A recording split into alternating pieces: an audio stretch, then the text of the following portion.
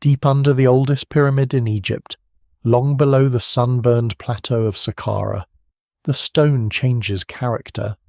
Above ground, the step pyramid rises in clear stages, bright and geometric, like an idea made solid.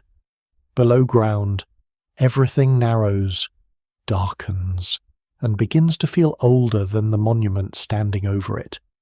Passages run through the bedrock, shafts plunge downward, galleries stretch away into silence in those buried corridors, hidden beneath the tomb of King Djoser.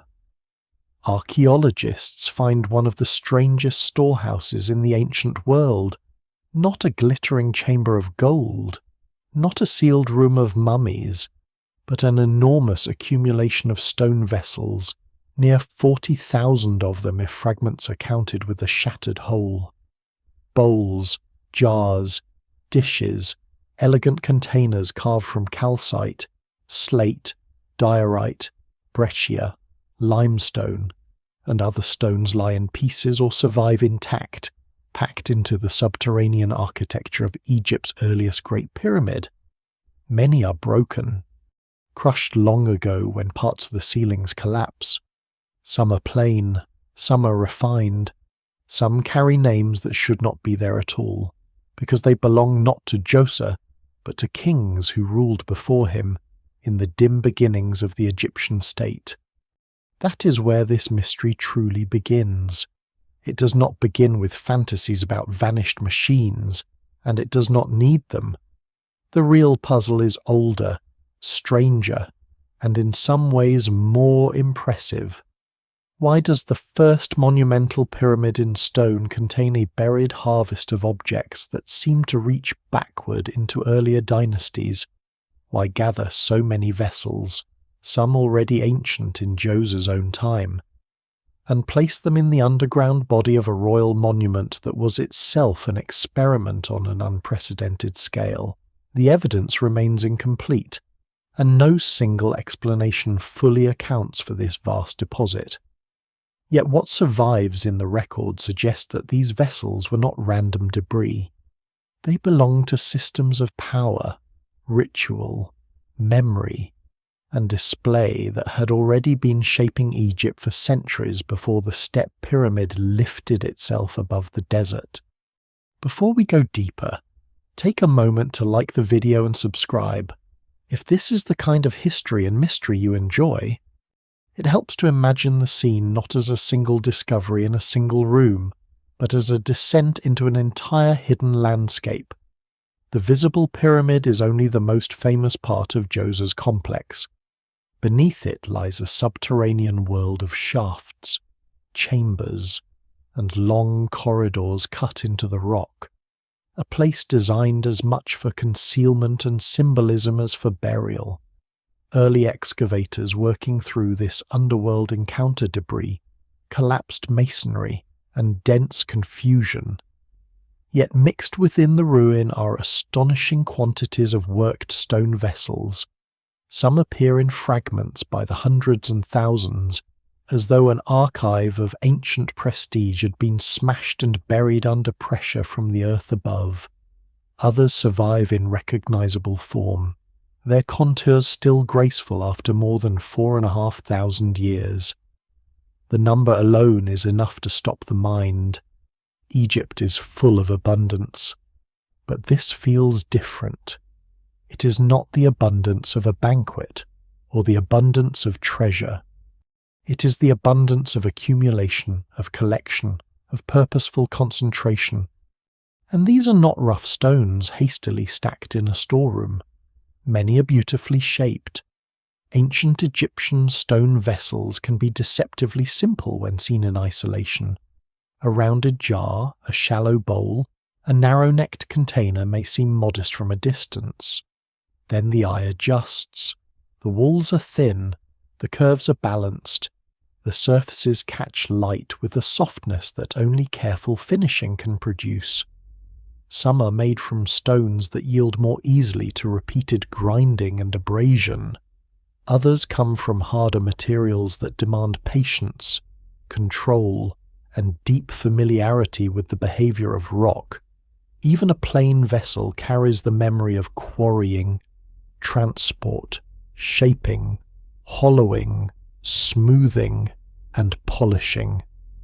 A single successful example is already a triumph of craft. Tens of thousands gathered beneath a royal monument suggest an organized world of workshops, labor, and access to resources on an extraordinary scale.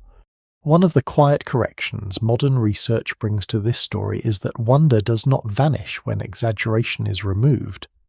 In recent years, parts of the internet have tried to fuse this underground cache with a different debate about the precision of some ancient stone vessels measured by 3D scanning. That debate concerns a very small sample of early Egyptian vessels preserved in museum collections, not the full mass of material found below Djoser's pyramid. The latest scholarly work points toward highly skilled hand production using controlled rotary motion, abrasion, and drilling rather than modern-style machining. In other words, the most careful research does not drain the magic from the vessels, it relocates it. The marvel lies not in imaginary lost technology, but in the sophistication of ancient craftspeople working within the technical possibilities of their own age. Scholars still debate details of method, especially for harder stones. But the broader picture becomes clearer. The more closely the evidence is studied, these people know how to make stone yield. That matters because the vessels are not isolated curiosities. They belong to a civilization in the act of inventing itself. Djoser lives near the beginning of the Third Dynasty, at a moment when kingship in Egypt is growing more ambitious, more visible, and more architecturally permanent. His pyramid, designed within the orbit of the brilliant official later remembered as Imhotep, represents a revolution in royal display. Yet beneath that revolution lies a deep past. Some of the vessels under the pyramid bear inscriptions naming rulers from the First and Second Dynasties. That detail changes the emotional texture of the find. It means that when Djoser's builders lowered these objects into the underground complex, at least some of them were already heirlooms, already marked by earlier reigns, already carrying echoes from a more distant courtly world.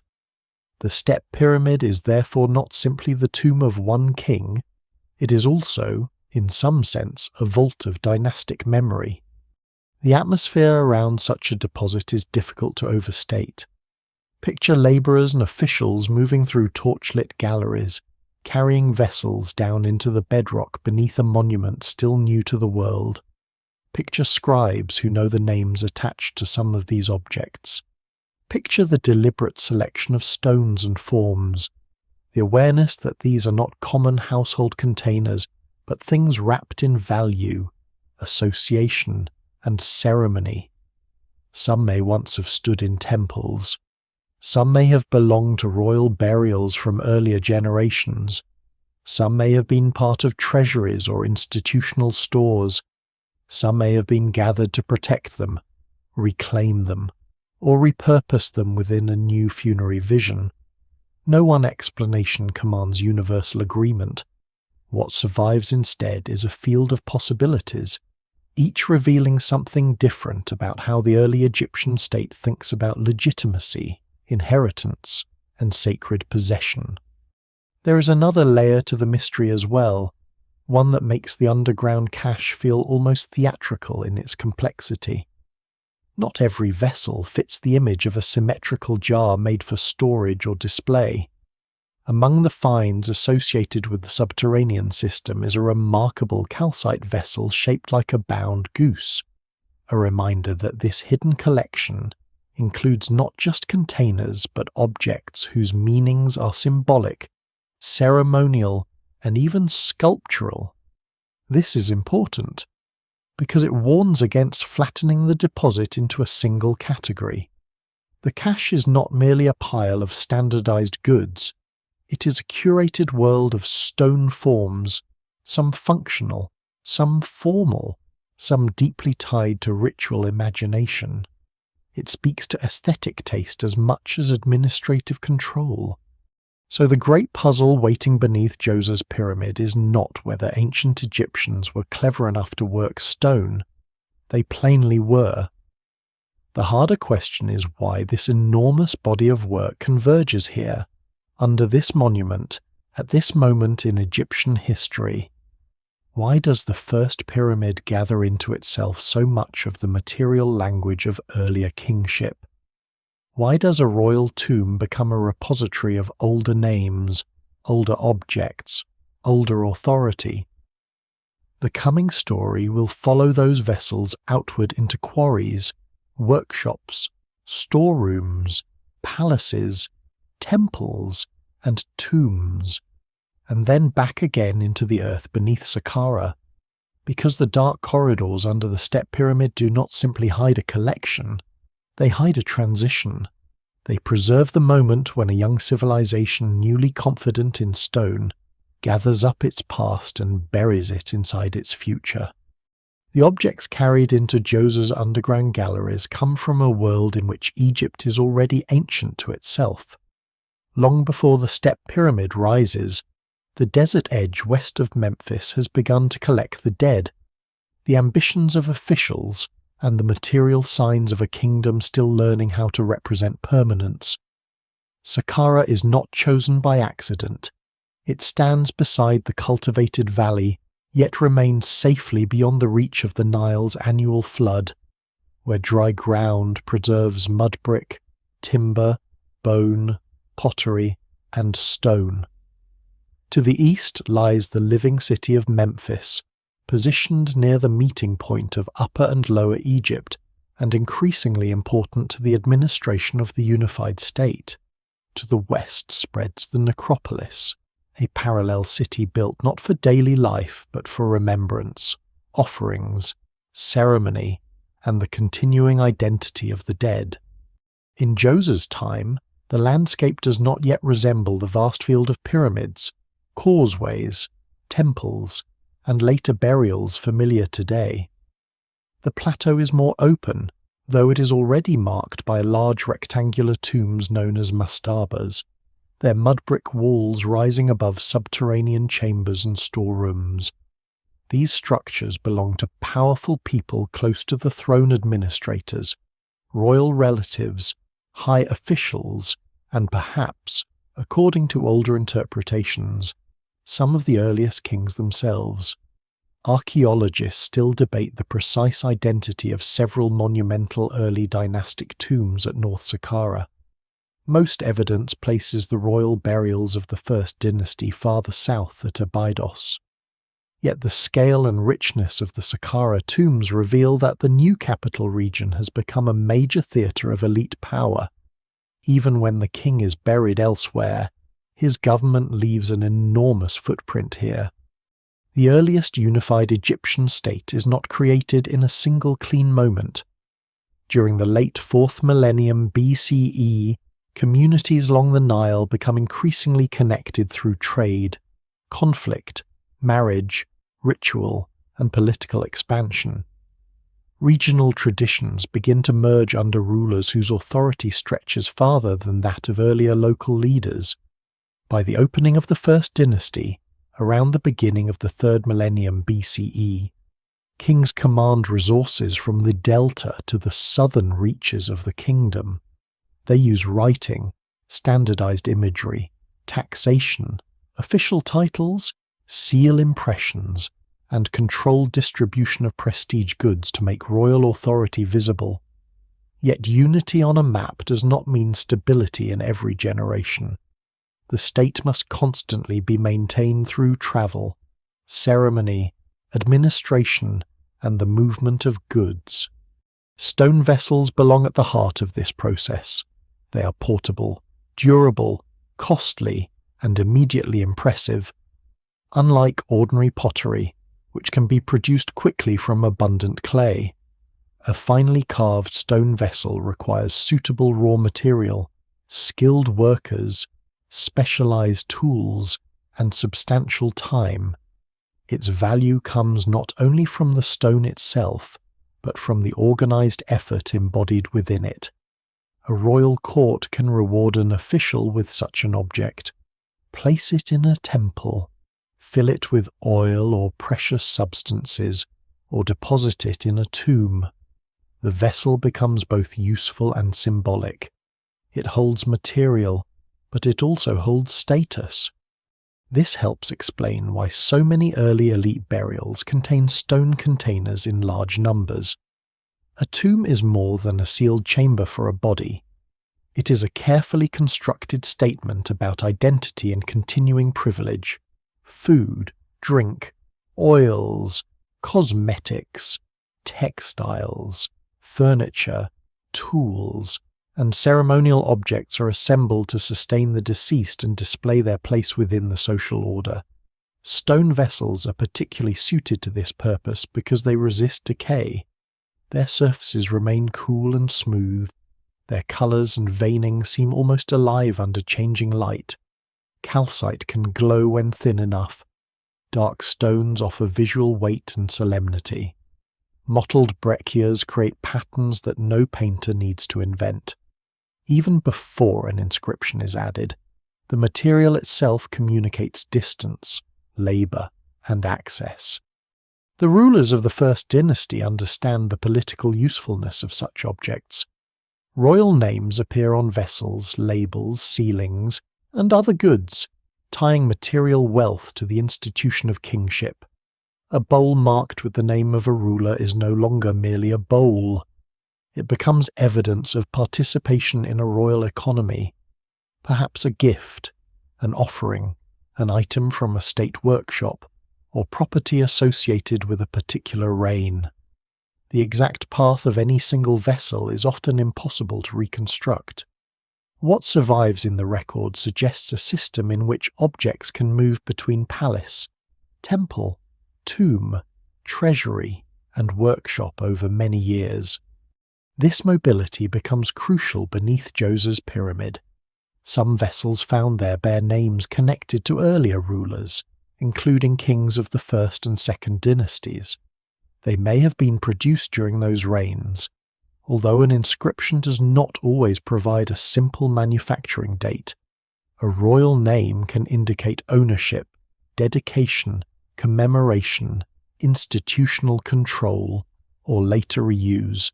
Still, their presence shows that Djoser's underground collection contains material tied to political generations before his own. The cache, therefore, grows out of a tradition of accumulation already well established within the early state. The second dynasty, immediately preceding Djoser, is one of the more obscure stretches of Egyptian history. The surviving king lists do not align perfectly. Names change depending on whether they are written using a Horus name, a later birth name, or another royal title. Some reigns are barely visible outside a handful of sealings or inscriptions.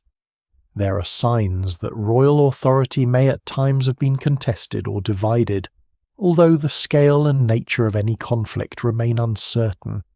Later, historians attempted to impose order on this period, but the evidence still resists a single confident reconstruction.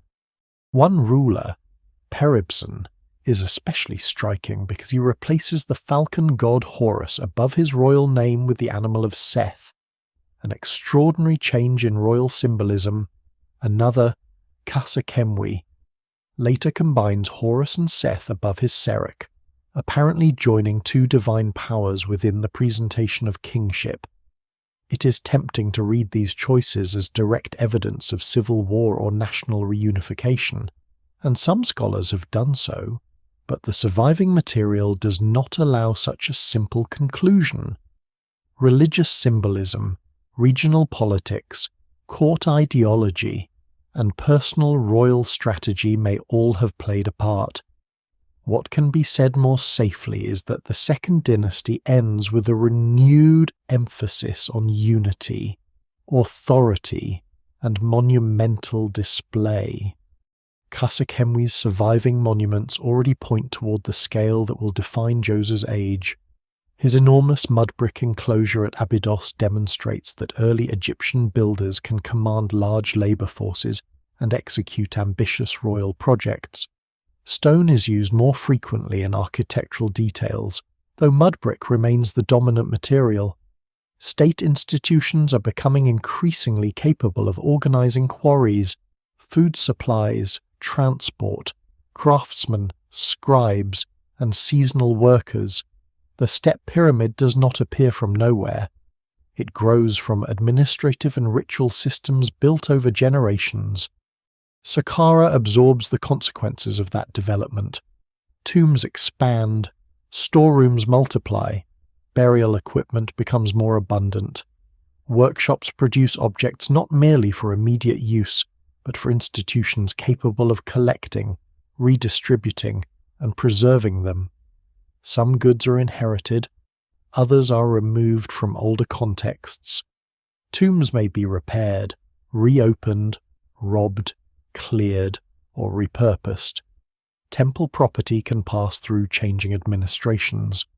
Royal possessions can outlive the kings whose names they carry. In such a world, a stone vessel may survive several reigns before reaching its final resting place. By the time Djoser takes the throne, he inherits more than a kingdom.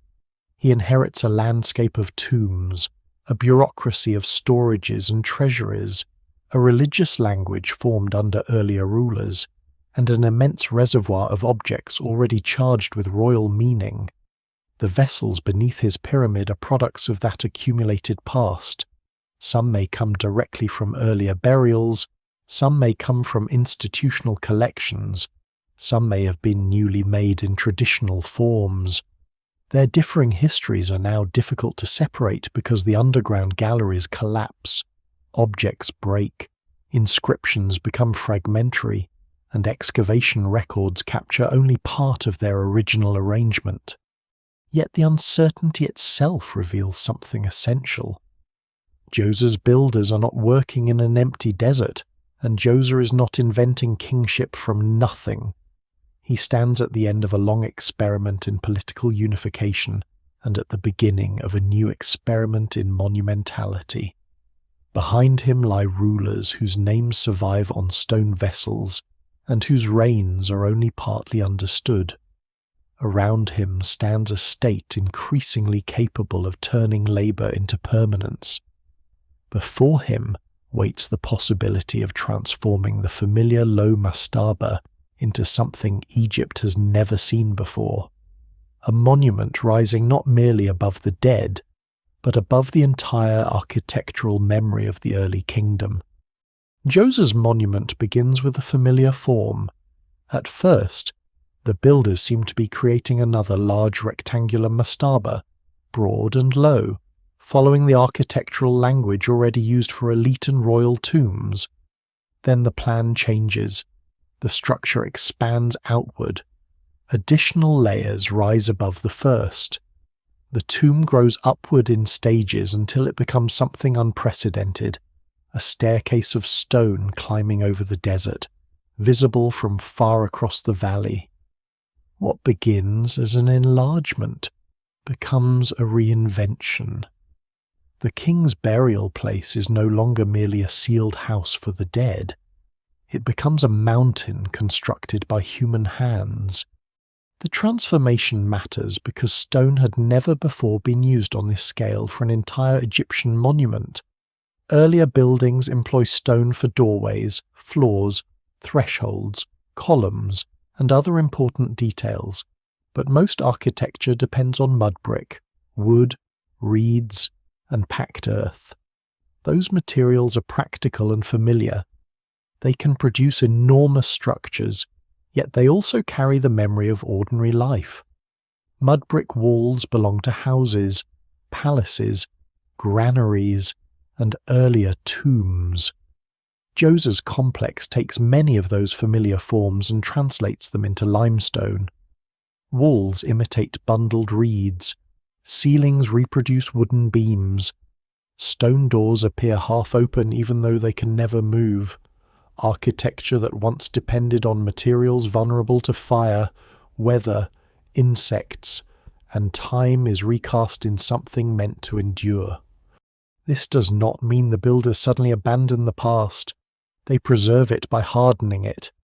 The entire complex can be understood as an act of architectural memory. Shapes developed in wood and mud brick are copied into stone, as if the old world must be carried intact into eternity. Djoser's revolution is therefore not a rejection of tradition, but an attempt to make tradition permanent. The step pyramid rises because the state has become powerful enough to freeze older forms into monumental stone. Later Egyptian tradition associates this transformation with Imhotep, Djoser's high official, whose reputation grows across the centuries until he is remembered not only as an administrator and architect, but as a sage and eventually a divine figure connected with healing. The surviving evidence does not provide a modern architectural contract naming every decision he made, and scholars remain cautious about assigning the whole complex to a single genius.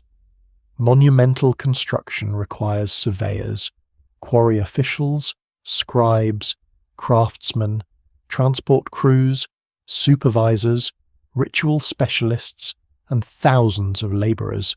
Still, Imhotep's name remains inseparable from the project because he symbolises the intellectual and administrative leap the monument represents. The limestone comes largely from sources near Saqqara, reducing some of the transport difficulties that later pyramid builders will face when seeking finer casing stone or special materials from more distant quarries. Yet proximity does not make the task simple. Stone must be extracted in regular blocks, moved across uneven ground, shaped, fitted, lifted, and placed according to a plan that keeps changing as the pyramid expands. The final structure rises in 6 great steps and reaches roughly 60 meters above the plateau. By later standards, it will appear modest beside the smooth-sided pyramids of Giza, but in its own time it must have seemed almost beyond comparison. Nothing built by previous Egyptian kings presents such a mass of worked stone against the sky. The complex surrounding the pyramid enlarges the statement. A vast enclosure wall, more than 1 kilometre in total length, separates the sacred interior from the surrounding desert. Its facade includes repeated niches and projections that recall the decorated palace fronts used as symbols of royal authority.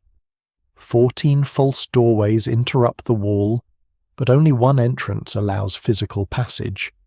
The others belong to ritual architecture, offering symbolic access while preserving control.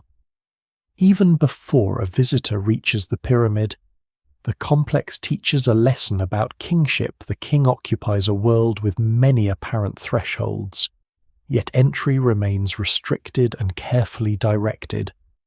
Beyond the true entrance, a long colonnaded passage leads inward. Tall limestone elements imitate clusters of plant stems or wooden posts, again turning temporary building traditions into permanent stone. The passage narrows the field of vision and controls movement before opening toward courts and ceremonial structures. This is not only a tomb complex, it is a stage for royal identity. Among the most important spaces is the great court associated with the said festival, the ancient ceremony through which a king renews his strength and right to rule. During life, such a festival may involve processions, offerings, changes of costume, and ritual movement between symbols of Upper and Lower Egypt. Within Djoser's funerary complex, buildings connected to this celebration are reproduced as solid or partly inaccessible stone forms. They're not designed primarily for ordinary occupation. They exist so that the dead king can continue renewing his authority forever. This gives the step pyramid a dynamic quality. Although the king is buried, he is not imagined as inactive. He must move, appear, receive offerings, perform rites, and maintain the unity of the kingdom. The monument provides a permanent setting for these actions. Its courtyards and dummy buildings create an eternal ceremonial landscape in which royal power never reaches its final day. The pyramid itself may carry several overlapping meanings. Its stepped shape can be imagined as a colossal stairway rising toward the sky, although the exact symbolism is not fully explained by surviving text from Djoser's reign. Later, Egyptian religious traditions connect kings with the stars, the sun, the gods, and the ordered cosmos, but scholars must be careful when projecting later ideas backward without qualification. Even so, the vertical ambition is unmistakable. Earlier tombs emphasize depth and enclosure. Djoser's pyramid combines the hidden burial below with a highly visible form above, joining descent into the earth with ascent toward the heavens. The contrast between these two directions defines the monument. On the surface, the pyramid announces authority to the living. It can be seen from cultivated fields, settlements, and river routes. Below the surface, the king's body and possessions withdraw into a maze of stone and bedrock. Visibility and concealment work together. The public sees the mountain.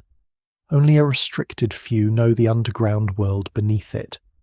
That hidden world is almost as ambitious as the structure above. Beneath the pyramid, a central shaft descends toward the burial chamber, while kilometers of galleries, chambers, magazines, and passages branch through the rock. Some spaces are lined with blue-green faience tiles arranged to imitate reed matting, giving subterranean rooms the appearance of a royal palace. Relief panels show Djoser performing ritual actions, eternally active within his underground residence. The dead king receives not only a tomb, but a duplicate palace beneath the desert, where architecture, imagery, and burial equipment combine to preserve his royal existence. This is where the thousands of stone vessels acquire their deepest architectural significance. They do not lie beneath an ordinary grave.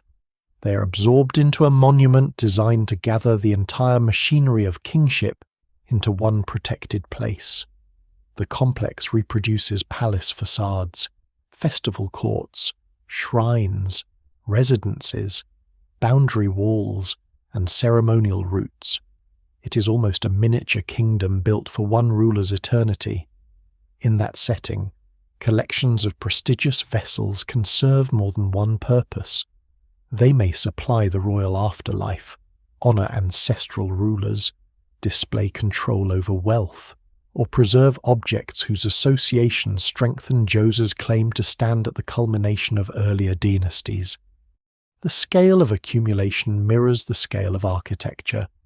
Just as thousands of limestone blocks are assembled to create a form never before seen, thousands of stone vessels are assembled beneath it, turning individual objects into a monumental deposit. Each vessel carries evidence of labour. Together they become an institution made visible through material quantity. The same state capable of quarrying and organising the pyramid can also gather goods from workshops, treasuries, temples, and perhaps older burials. Administration becomes architecture above ground and collection below it. Yet the monument's success can obscure its experimental character. Builders revise dimensions, add stages, alter corridors, and expand the original mastaba into a pyramid. Certain underground passages become inaccessible as construction develops. Structural pressures increase. Later collapses damage parts of the galleries and crush many of the vessels stored within them. The first pyramid is therefore not the product of a perfected tradition. It is a daring prototype, full of adaptation and risk, and that imperfection makes it more remarkable, not less. Djoser's builders are solving problems for which no complete architectural precedent exists. They are discovering how limestone behaves in enormous masses, how a tall structure distributes weight, how an enclosure controls sacred space, and how a royal burial can unite ritual, memory, and political theatre. Their answers will shape centuries of pyramid building, even when later kings abandon the stepped form for smooth sides. Above Saqqara, the step pyramid declares that royal power can be converted into stone. Below it, the galleries preserve another declaration that the past itself can be collected, marked, and drawn into the king's monument. Djoser's eternity is not built from new limestone alone. It is built from inherited symbols, earlier names, old vessel forms, and objects that may already have passed through several generations of sacred ownership. The first pyramid looks forward, but its foundations are filled with memory. The pyramid above ground is easy to understand at a glance. It rises, narrows, and ends against the sky. The world beneath it is the opposite. It turns, descends, divides, and refuses to reveal itself all at once. From the surface, shafts plunge into the bedrock. Corridors run away from the central burial zone. Chambers open into magazines, side passages, and storage galleries. Some routes end abruptly. Others bend through darkness before joining spaces whose original purpose is no longer certain. The deeper one follows the plan. The less the step pyramid resembles a single tomb, and the more it resembles a buried palace, warehouse, ritual landscape, and defensive maze compressed into the rock. At the heart of this underground system lies the principal burial shaft, a massive vertical opening sunk roughly 28 meters below the pyramid. At its base, the builders create the chamber intended for the king. The burial space is lined with granite, a material brought from far to the south and chosen for its durability and prestige. Above it, the enormous weight of the pyramid presses downward. The chamber therefore exists inside a structural problem as much as a religious one.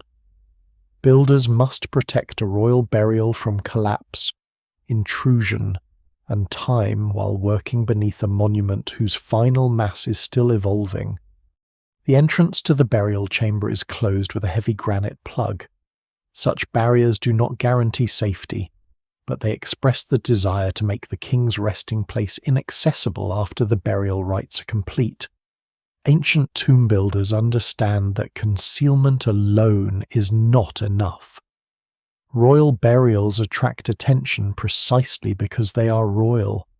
Passages may be blocked, chambers sealed, shafts filled, and routes disguised.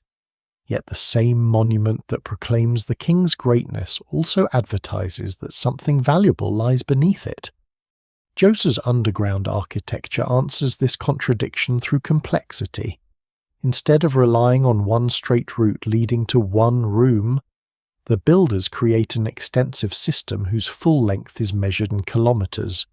The galleries include spaces that appear to imitate parts of a royal residence. Some walls are covered with thousands of small blue-green faience tiles. Their arrangement resembles reed matting or the decorative panels of a palace interior, translating perishable materials into a glittering subterranean surface. In the darkness, lit by small lamps, the tiles would not have appeared pale or lifeless. They would have flashed with colour, suggesting water, vegetation, renewal, and the refined interiors of royal buildings. Relief panels set into this underground palace show Djoser engaged in ritual movement. He runs, strides, or performs acts associated with the renewal of kingship. These images are not casual decoration. They place an active king within the tomb. His body may lie sealed in stone, but his royal identity continues to move through ceremonial space. The hidden chambers become a stage where the dead ruler remains capable of action, repeating the gestures that confirm his strength and sovereignty. The subterranean complex also extends beyond the king's central burial zone. 11 great shafts are cut along one side of the pyramid, each connected to galleries and chambers below. These shafts have often been associated with members of the royal family, although the precise use of every space remains uncertain.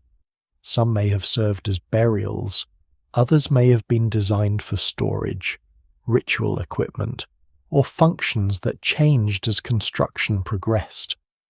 What survives in the record suggests a monument repeatedly enlarged and adapted rather than executed from a single unchanging blueprint. It is within the galleries linked to these shafts that the enormous accumulation of stone vessels is found. Their distribution matters. They're not all arranged neatly in one ceremonial chamber, standing upright as if waiting for a museum display. Many are packed into subterranean spaces where later collapse turns order into confusion. Ceilings fail. Rock and masonry fall. Vessels strike one another and shatter. Fragments become mixed across the floor. What excavators eventually encounter is not the original deposit preserved perfectly, but the wreckage of a deposit altered by structural failure, ancient entry, shifting debris, and thousands of years beneath the desert. This is one reason the famous number must be handled carefully. Near 40,000 does not mean 40,000 complete masterpieces standing untouched in rows. It includes a tremendous quantity of fragments, many belonging to vessels broken long before modern excavation. The count still represents an extraordinary concentration of worked stone, but the condition of the material complicates every attempt to reconstruct how it was arranged. A rim may lie far from its base. An inscribed fragment may survive without the rest of the vessel. Pieces from different objects may become mixed together. The underground galleries preserve abundance, but not clarity. The early excavators face a landscape that is both archaeological and dangerous. Narrow passages fill with debris, ceilings remain unstable, deep shafts require ladders, ropes, platforms, and careful clearing. Heat above ground gives way to stale air and darkness below. Dust settles on the skin and enters the lungs. Every movement risks disturbing loose stone. Recording thousands of fragments under such conditions is not a simple matter of labeling objects one by one. The excavation itself becomes an engineering operation, shaped by the methods and limitations of the early 20th century. Jean-Philippe Lauer, who devotes much of his long career to the Step Pyramid complex, helps reveal and reconstruct the architecture over decades. Earlier work by Cecil Firth, James Kibel, Pierre Lacaux, and others establishes the basic plans, photographs, inscriptions, and vessel catalogues on which later scholarship depends. Their publications remain essential, yet they also reflect the conditions of their time. Excavation priorities often focus on architecture, inscriptions, and exceptional finds. The exact three-dimensional position of every fragment is not always recorded to modern standards. Some associations are lost as debris is removed. Scholars still debate how much can be inferred from the surviving documentation. That uncertainty is especially important when asking why the vessels were placed below the pyramid. If the original arrangement were perfectly preserved, patterns might reveal groups by material, shape, inscription, or earlier royal owner. Instead, collapse has blurred much of that pattern. Some vessels may have entered together, others may have been deposited at different moments. Certain galleries could have served as organized magazines before being sealed. Others may have received objects during construction changes. No single explanation fully accounts for the present condition, because the present condition is the result of several histories layered together. There are also signs that the underground world was not entirely secure in antiquity. Like most royal tombs, the Step Pyramid complex eventually attracts intruders. Passages are entered, barriers breached, and valuable materials removed, the king's body does not survive in a condition that permits a simple reconstruction of the burial. The loss of perishable goods, metals, textiles, oils, and other desirable objects leaves stone vessels overrepresented because stone is what endures. What remains beneath Saqqara may therefore be only the heaviest and least portable portion of a much richer funerary environment. Yet the vessels themselves are not necessarily abandoned because they lack value. A stone bowl can be precious, but it is also cumbersome. Thousands of them present a logistical problem even to robbers. Some are broken. Others may carry inscriptions that make them ritually awkward to reuse. Their survival may reflect selection by ancient intruders as much as selection by Djoser's officials. Gold vanishes, wood decays, cloth disappears, stone stays behind and gradually becomes the dominant voice of the deposit. The labyrinth therefore acts as both protector and destroyer. Its depth shields objects from weather and later building activity. Its complexity preserves chambers that might otherwise have been emptied. At the same time, the weight of the monument causes collapse, and the hidden architecture makes later interpretation difficult. The same subterranean world designed to secure Djoser's eternity fractures the collection that might have explained it. Standing above ground, the pyramid appears orderly because its stepped profile can be taken in as one shape. Beneath it, order breaks into thousands of decisions where to cut, what to seal, which chamber to decorate, which shaft to deepen, which objects to store, and which earlier royal names to carry into the darkness. The vessels wait inside this maze not as a single answer, but as parts of a system whose logic has been damaged. To understand them, it is necessary to leave the architecture for a moment and look directly at the discovery itself, at what was counted, what survived, and what the phrase 40,000 actually conceals. The discovery does not arrive as a single dramatic moment in which one sealed doorway opens and 40,000 vessels stand revealed. It emerges gradually, through years of clearing, mapping, lifting debris, and entering spaces that have not remained orderly since antiquity. The underground galleries beneath Djoser's monument yield their contents reluctantly. Excavators move through shafts choked with fallen material, chambers disturbed long before modern work begins, and corridors where fragments appear in such numbers that individual objects seem to dissolve into a geological layer of human workmanship.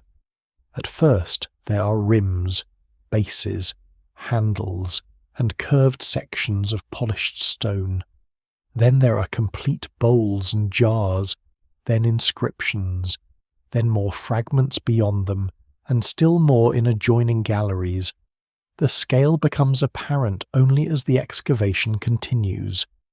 During the early 20th century, Cecil Firth and James Quibell direct major work at Saqqara, while Jean-Philippe Lauer becomes increasingly central to understanding the step pyramid complex. Lauer will spend much of his life studying, conserving, and reconstructing the monument. But the underground deposits are too vast for any one person or season to comprehend. Pierre Lecoq later plays a crucial role in documenting the inscribed vessels, producing records that remain essential because many pieces are difficult to interpret without their drawings, photographs, and copied signs. What the excavators uncover is less like a royal treasure room than the ruins of an archive whose shelves have collapsed. The often repeated total of nearly 40,000 refers to vessels and vessel fragments recovered from the underground system, particularly the galleries associated with the 11 deep shafts beside the pyramid.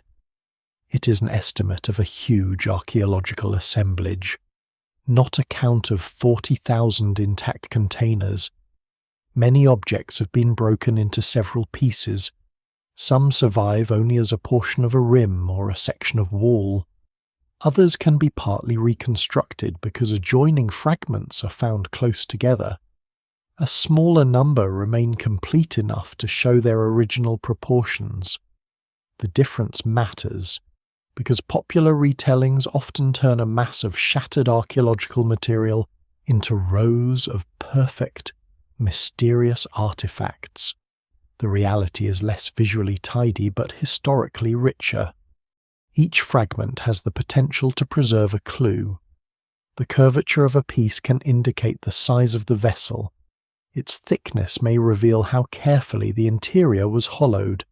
A polished exterior can retain traces of finishing even when the rest is gone. The colour and grain identify the stone. A small incised sign may connect the object to a ruler, institution, festival, estate, or official title. Yet no fragment explains itself. Archaeologists must sort, compare, join, classify, and resist the temptation to force every piece into a complete story. The vessels vary enormously in form. There are shallow dishes with broad open mouths, compact bowls, jars with rounded shoulders, tall containers, narrow-necked vessels, and pieces whose original shapes remain uncertain. Some forms appear practical, suitable for holding oils, ointments, foodstuffs, pigments, or ritual substances. Others seem designed primarily for display, ceremony, or burial. Handles may be functional or symbolic. Rims can be plain, thickened, flared, or carefully undercut. Bases may be flat enough to stand or rounded in ways that imply supports now lost.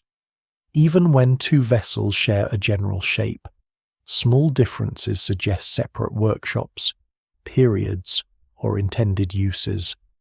The deposit also contains objects that challenge the simple word vessel. Some pieces merge container and sculpture, making it difficult to decide where utility ends and symbolic representation begins.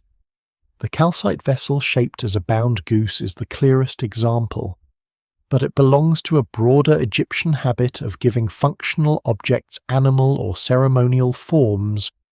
Such pieces remind us that the underground collection is not merely a store of containers. It is a gathering of crafted forms through which the early court expressed control over nature, offerings, abundance, and ritual order.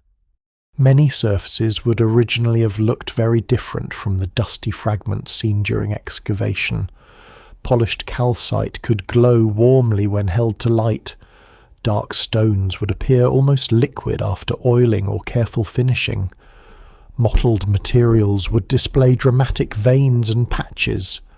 Some vessels may have carried lids, stoppers, wrappings, labels, or contents that do not survive. Others could have been placed in wooden stands or baskets that have vanished. The stone remains, but much of the complete object has disappeared around it. The inscriptions create the most direct connection to Egypt's earlier rulers. Some name kings of the first and second dynasties, figures who lived before Djoser and whose political histories are often reconstructed from scattered evidence. These names transform the cache from a large collection into a chronological puzzle. If a vessel bears an earlier royal name, was it made during that king's reign and preserved for generations? Was the inscription added later to commemorate an earlier ruler? Did the object come from a tomb, temple, palace store, or state treasury? The answers differ from vessel to vessel, and in many cases they cannot be recovered. The inscriptions themselves are not always grand dedicatory texts. They may be brief, compressed, and dependent on administrative conventions understood by people at the time. A royal name can be accompanied by references to festivals, buildings, officials, or institutional activities. Because early Egyptian writing remains highly contextual, even a clearly copied sign does not always yield a single interpretation. Scholars still debate the meaning of certain labels and the precise historical implications of the groups of names. What survives in the record suggests not one simple collection event but a complicated relationship between objects, institutions, and royal memory. Another difficulty lies in the loss of original placement. If vessels associated with one ruler had been arranged in a distinct chamber, that pattern could support the idea of a dynastic archive. If materials were grouped by stone type or shape, the galleries might have functioned as organized magazines. If broken vessels had been deposited separately from intact ones, that could indicate ritual retirement or clearance from older sacred spaces. But collapse and disturbance blur these possibilities. Excavators record important concentrations, yet the three-dimensional precision expected in modern archaeology is not available for the entire assemblage. The number also raises practical questions. Moving thousands of stone objects requires labor, planning, containers, and supervision. Even if many are small, the total weight is considerable. Some pieces may already have been broken before deposition, but others were transported intact through narrow passages or lowered through shafts. Officials must decide which objects enter the complex and where they're placed. Workers must carry them without damaging polished surfaces. Scribes or overseers may keep track of groups, especially where inscriptions or institutional ownership matter. The collection is therefore evidence not only of craftsmanship but of administration. It is possible that the vessels accumulate over time as construction develops. The step pyramid complex changes repeatedly, and the underground architecture may receive objects in several phases. Some galleries could be filled during one stage, others later. New deposits may be added when older royal tombs are cleared, or when temple stores are reorganized. Alternatively, much of the collection may represent one coordinated transfer connected with Djoser's burial program. The evidence remains incomplete, and no single explanation fully accounts for the quantities, inscriptions, and mixed condition of the material. What can be said with confidence is that the assemblage is deliberate at a broad level. Tens of thousands of worked stone pieces do not enter deep royal galleries by accident, even if collapse later destroys their arrangement. The original act of gathering them requires intention. Someone considers these objects worth moving. Someone assigns underground space to them. Someone permits vessels bearing earlier royal names to become part of Djoser's monument. By the end of the excavation, the cache has revealed both abundance and absence. There are enough objects to demonstrate an enormous tradition of stone vessel production, yet too much context has been lost to explain every deposit. There are inscriptions from earlier reigns, yet no surviving master list states why they were assembled. There are complete examples showing extraordinary skill, surrounded by fragments that may once have belonged to equally refined pieces.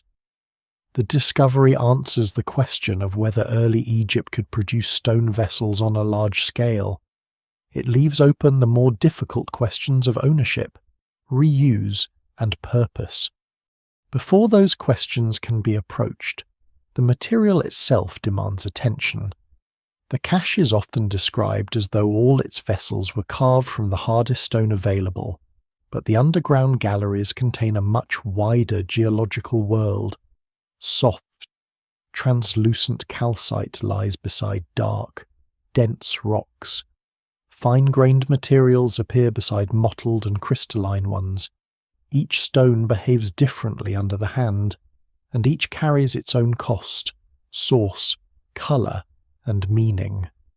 The 40,000 vessel discovery is therefore not one technological puzzle. It is thousands of encounters between human skill and the varied substances of the Egyptian landscape. The stone vessels beneath Djoser's pyramid do not belong to a single technological category, because stone itself is never a single problem. A craftsman facing soft calcite encounters a material that can be cut, abraded, and polished with relative ease, though it remains vulnerable to cracking along hidden weaknesses. A craftsman facing dense diorite confronts something far less forgiving, a rock capable of resisting metal tools that would quickly dull or deform. Slate-like stones can split along natural planes. Breccia may contain fragments of different hardness within the same block. Limestone varies from soft and chalky to compact and stubborn. Every vessel begins with a geological decision, and every decision changes the labour required. This is why the common image of 40,000 identical granite jars is misleading. The assemblage contains a wide range of materials, many of them more workable than granite, though some examples are indeed made from hard stone. That distinction does not make the achievement ordinary. A thin-walled calcite vessel still demands control. A poorly judged blow can fracture it. A slightly uneven interior can weaken one side. A hidden vein can open during grinding and destroy hours or days of work. The challenge lies not only in overcoming hardness, but in understanding how each stone behaves under pressure, friction, vibration, and heat. Calcite, often called Egyptian alabaster in older literature, is among the most visually striking materials in the collection. It can appear cream-coloured, honey-toned, pale yellow, or almost white, crossed by bands that become luminous when the wall is thin. In a dark chamber lit by flame, a polished calcite vessel may have seemed to hold light within itself.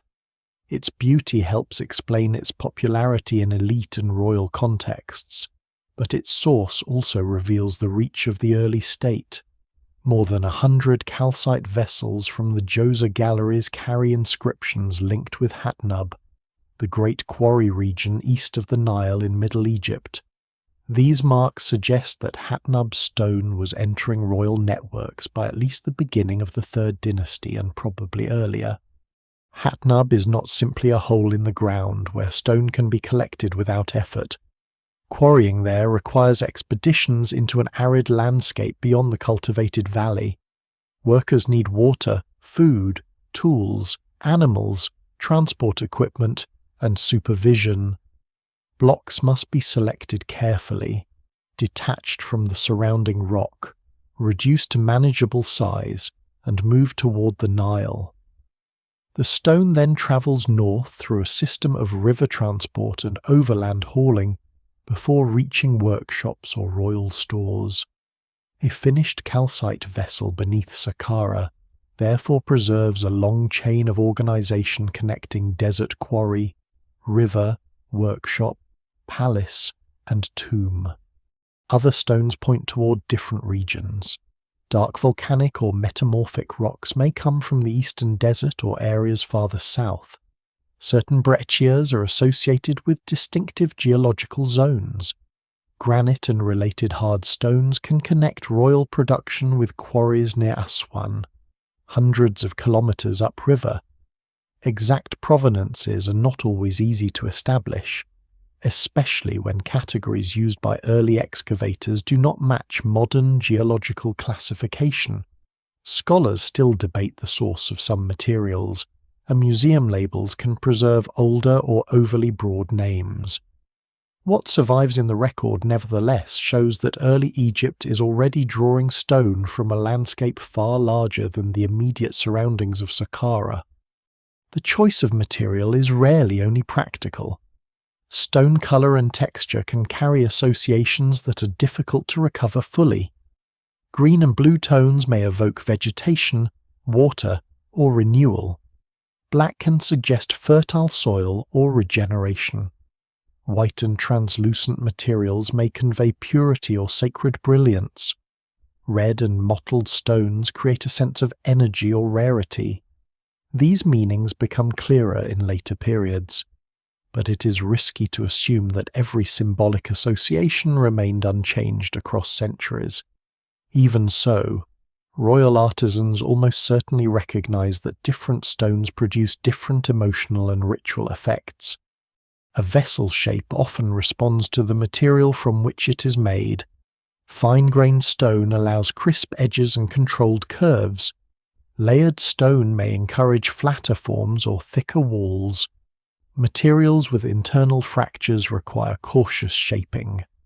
A large block can permit a broad vessel, but only if the craftsman is confident that the stone will survive hollowing. Some objects may begin with ambitious plans and end smaller after flaws are discovered. Others may break during production and be discarded, repaired, or recut into different forms. The finished vessel hides this uncertainty, presenting a calm surface that conceals the risk involved in making it. The hardest stones create the strongest impression because they appear to resist the tools available in early Egypt. Copper is softer than diorite and granite. On its own, it cannot slice through such rock like a modern steel cutter. This apparent contradiction has fueled many claims of lost machinery, but the contradiction disappears once the process is understood as abrasion rather than direct cutting. The metal or wooden tool guides the motion. Hard mineral grains do the actual wearing. Sand rich in quartz, crushed stone, and other abrasives grind away microscopic particles through repeated movement. Progress is slow, but slow is not impossible. Even before the exact tool sequence is reconstructed, the surfaces reveal that patience is part of the technology. Hard stone does not need to be conquered in one dramatic act. It can be reduced by thousands of smaller acts pecking, rubbing, turning, grinding, checking, and repeating. A vessel may pass through several hands, from workers who rough out the exterior to specialists who hollow the interior, refine the neck, smooth the walls, and polish the surface. The object emerges from a production chain rather than from one miraculous tool. A lesser-known detail is that the material removed from a vessel can itself survive as evidence. Hollowing with tubular drills may leave cylindrical cores. Other drilling systems produce distinctive internal ridges or central remnants. Rough-outs and unfinished pieces preserve stages normally hidden by polishing. These traces show that ancient stoneworking is not known only from finished museum objects. It is reconstructed from waste, broken tools, quarry debris, experimental replicas, and the microscopic wear left behind on surfaces. Yet the Djoser cache complicates this evidence because many vessels are inherited objects rather than products made specifically for the pyramid. Their styles and inscriptions suggest different dates and workshops. A vessel made under a First Dynasty king may have been stored, used, rededicated, or repaired before entering Djoser's galleries generations later. Its surface may therefore preserve more than one history. Polishing can erase earlier marks. Reworking can alter the original rim. An inscription can be added after manufacture. The object is not a frozen moment, but a biography in stone. Some materials may also have been valued because they were already old. A vessel connected with an earlier royal reign carries authority independent of its geological rarity. The name of a previous king can transform an ordinary stone into a dynastic relic. Conversely, an uninscribed vessel made from an exceptional stone may be valuable because of distance, colour, or difficulty of production. The collection combines these forms of prestige, making it impossible to rank every object by one standard. The range of stones beneath the pyramid therefore reflects more than technical skill. It reveals access. Only an organised court can reliably command quarry expeditions, transport heavy raw material, maintain workshops, feed labourers, and preserve finished goods over generations. Stone vessels become miniature monuments. Each one condenses geography and administration into a form that can be held in the hands. Tens of thousands of them, even when many survive only as fragments, represent an immense concentration of stored labour. This is where the mystery gains weight. The vessels are not remarkable because every example defies explanation. They are remarkable because each material demands its own explanation, and because early Egypt possesses the knowledge to respond to all of them. Calcite from Hatnub, dark stones from distant deserts, hard rock from the south, local limestone, fine slate, and mottled breccia all enter the same royal world. The cache beneath Djoser's pyramid becomes a compressed map of the kingdom's resources. But material alone does not make a vessel. Somewhere between quarry and tomb, stone must be struck, turned, drilled, hollowed, smoothed, and polished. The marks are faint, the tools often perishable, and the workshops largely vanished. Even so, enough evidence survives to reconstruct the slow choreography by which rigid rock became something thin, balanced, and almost delicate. The making of a stone vessel begins long before the surface becomes smooth. A block must first be chosen with an eye trained to see what lies beneath its rough exterior. The worker looks for cracks, veins, layers, and hidden weaknesses that may split under pressure. The chosen mass is then reduced by percussion. Hammerstones of harder rock strike away unwanted material, not with random force but with controlled repetition. The early shape emerges through bruising, chipping, and pecking, each blow removing only a little. The future bowl or jar is still heavy, irregular, and far from elegant, yet its proportions are already being decided. This first stage leaves traces that are later erased. A polished vessel reveals almost nothing of the thousands of impacts that created its rough form.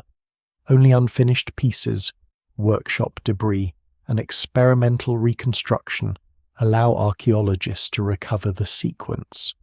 In this sense, the finest ancient objects are also the most secretive. Successful finishing hides the process that produced it.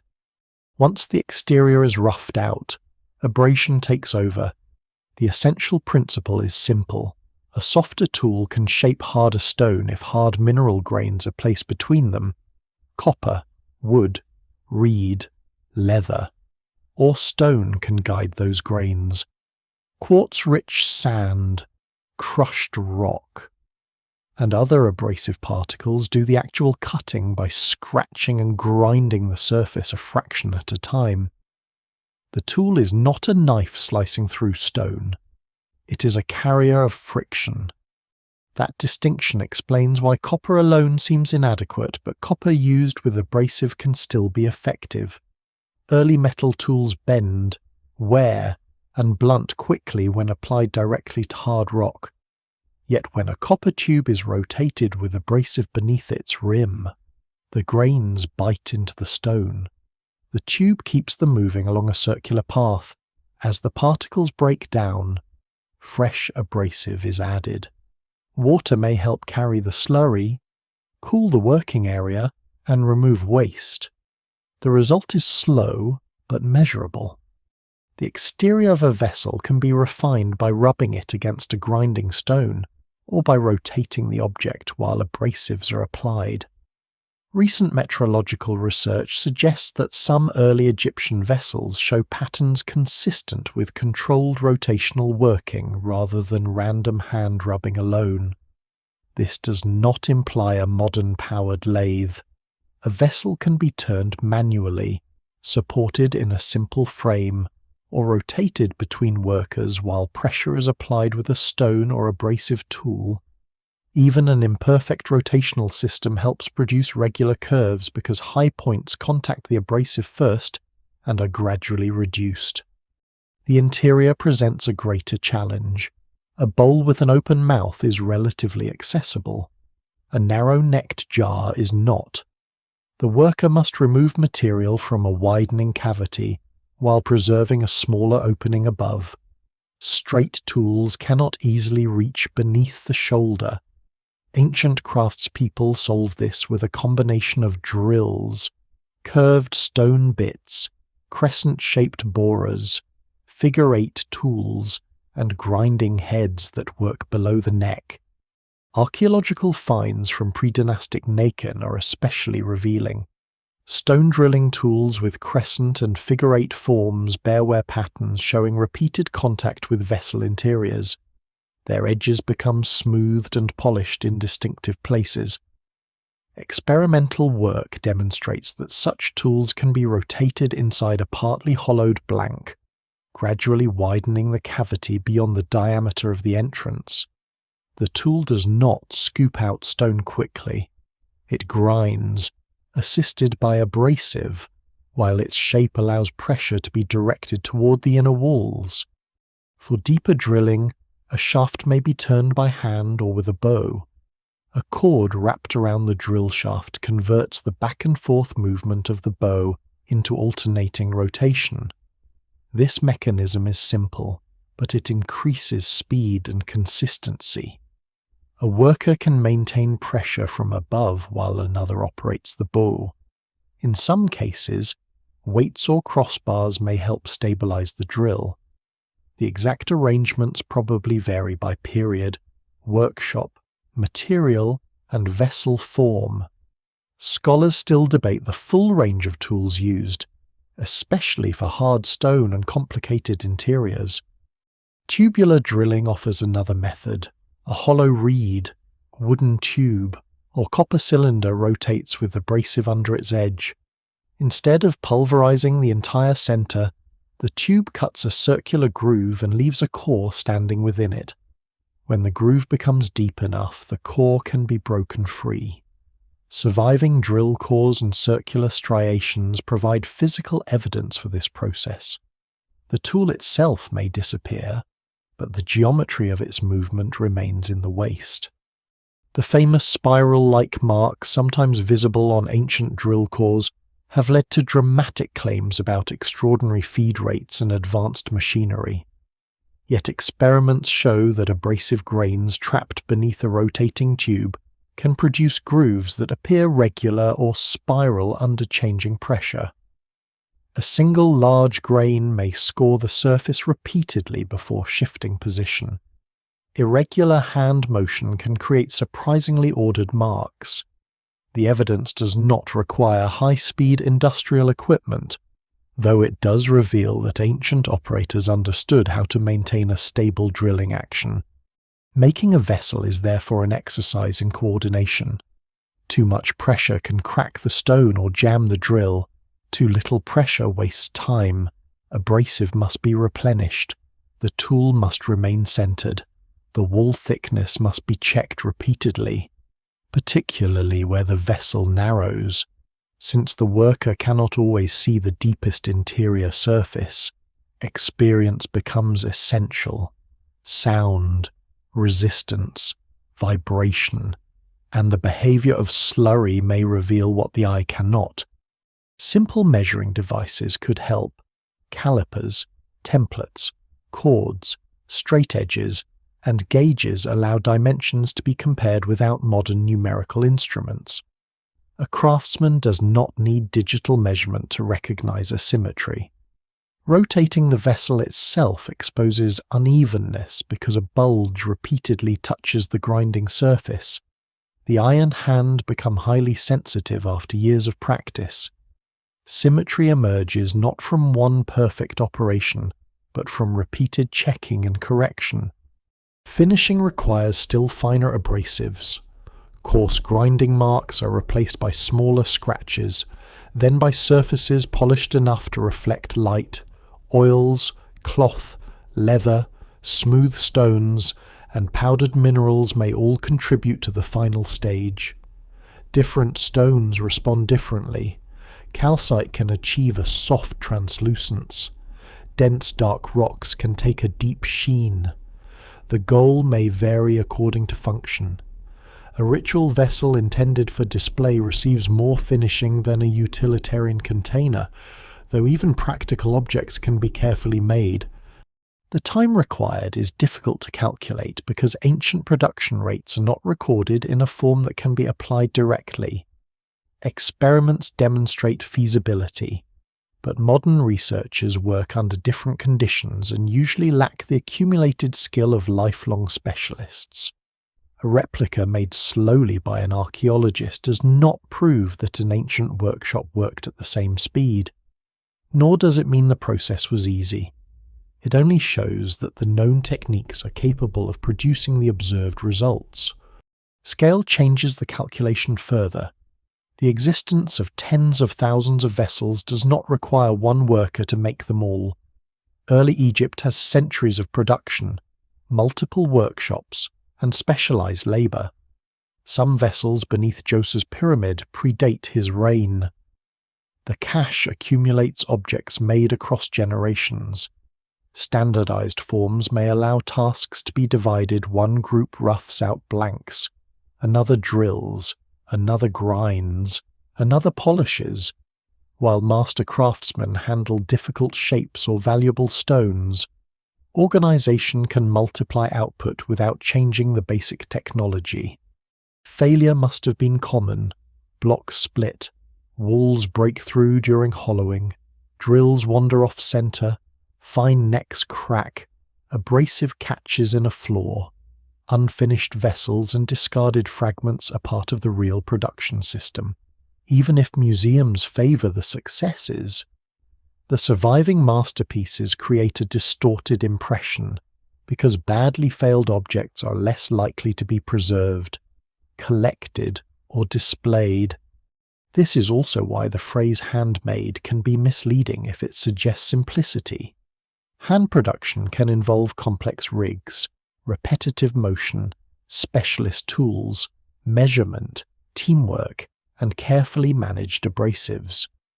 A process can be entirely human-powered and still achieve remarkable consistency. The 2025 comparison between archaeological vessels, modern machine-made examples, and modern handmade examples reinforces that point. The measured ancient objects do not match the geometric signature of modern machining, yet they reveal controlled manufacture rather than casual shaping. What remains uncertain is the exact combination of techniques used for every vessel. Different workshops may favor different methods. A hard diorite jar may require a longer sequence of pecking and abrasive grinding than a calcite bowl. A wide dish may be shaped largely by direct rubbing. A narrow-necked container demands specialized internal tools. No single reconstruction explains every mark on every object, and the evidence remains incomplete. Still, the broader process is no longer mysterious in the sense of being technically unknowable. It is mysterious in a more human way. The makers leave no personal names beside most of their work. Their workshops vanish. Their gestures survive only as microscopic scratches, worn drill bits, broken cores, and the calm geometry of finished stone. Beneath Djoser's pyramid, the vessels preserve the result of that labor while concealing the people who performed it. To understand why so many objects were worth preserving, it is necessary to look beyond technique. The next clue is not found in a drill mark or polished curve, but in the names carved onto certain vessels, names belonging to rulers who were already part of Egypt's past when Djoser's pyramid was new. A name cut into stone can outlive the palace that commissioned it, the workshop that shaped it, and the ruler who once claimed it. Beneath Djoser's pyramid, this endurance becomes one of the most unsettling features of the collection. Among the thousands of vessels and fragments are inscriptions linked to kings who ruled before Djoser, some from the First Dynasty, and others from the obscure and politically complex Second Dynasty. Their names remain where bodies, furniture, textiles, oils, and administrative records have mostly disappeared. A few signs on a broken bowl can therefore carry more historical weight than an entire vanished building. These inscriptions are often brief. They do not usually provide full narratives explaining where the vessel was made, who used it, why it was moved, or when it entered the step pyramid complex. Instead, they preserve royal names, institutional references, festival terms, titles, and fragments of administrative language. To modern eyes, the text can appear frustratingly incomplete. To the people who made and handled the objects, however, a short inscription may have been sufficient. The name of a king, combined with a building or ceremony, could identify the vessel's origin and status within a system already understood by court officials. Many early rulers are known through several names rather than one. Egyptian kingship uses a set of royal titles that develops over time, and the name written inside or beside a palace facade frame known as a serek is often the most important identifier in the earliest dynasties. Above the serek usually stands the falcon of Horus, linking the king to divine authority. Later king lists sometimes preserve different forms of the same ruler's name, and matching them to contemporary inscriptions is not always straightforward. This is one reason early Egyptian chronology remains difficult. A name on a vessel may be among the closest surviving witnesses to a reign that later tradition remembers only imperfectly. Fragments from the Djoser galleries have been connected with rulers such as Den, Semerkhet, and Qua of the First Dynasty, as well as several kings of the Second Dynasty, including Hotepsekhemwi, Ninetja, Sekhemib, and Khasekhemwi. The exact readings and associations of individual pieces require specialist study, and not every proposed identification is equally secure. Yet the broad pattern is unmistakable. Djoser's underground complex contains vessels marked by royal authority extending across generations before his own. This does not necessarily mean every vessel was made during the reign named upon it. An inscription may refer to the king under whom the object was commissioned, the estate that supplied its contents, the festival at which it was used, or the institution that controlled it. Some inscriptions may have been added after the vessel was first shaped. Others could have been renewed, altered, or reused. Scholars still debate the full meaning of several formulae. The safest conclusion is not that every name gives a precise manufacturing date, but that these objects passed through royal and institutional environments associated with earlier reigns. Even that cautious conclusion is remarkable. Stone vessels are durable enough to remain in circulation for decades or centuries. A finely made jar does not lose its value when a king dies. It can be transferred to a successor's treasury, dedicated to a temple, placed in a tomb, recovered from an older store, or reassigned within the royal administration. Unlike fragile pottery, it can survive repeated handling. Unlike gold, it is difficult to melt down and erase. Its material continuity allows political continuity to be made visible. One possibility is that some vessels came from earlier royal tombs. The burials of First Dynasty kings at Abydos and the great elite tombs at Saqqara once contained rich assemblages of stone vessels and other goods. If certain tombs were damaged, robbed, reorganized, or ritually cleared, objects might have been removed and brought into Djoser's complex. This could explain the presence of older royal names beneath the pyramid, yet direct pathways are difficult to prove. A vessel inscribed for an earlier king might also have spent generations in a palace or temple store before being selected for Djoser's burial. Another possibility is that Djoser's officials deliberately gathered objects associated with predecessors as part of a dynastic program. The step pyramid is an architectural claim to permanence, but permanence is stronger when linked to ancestry.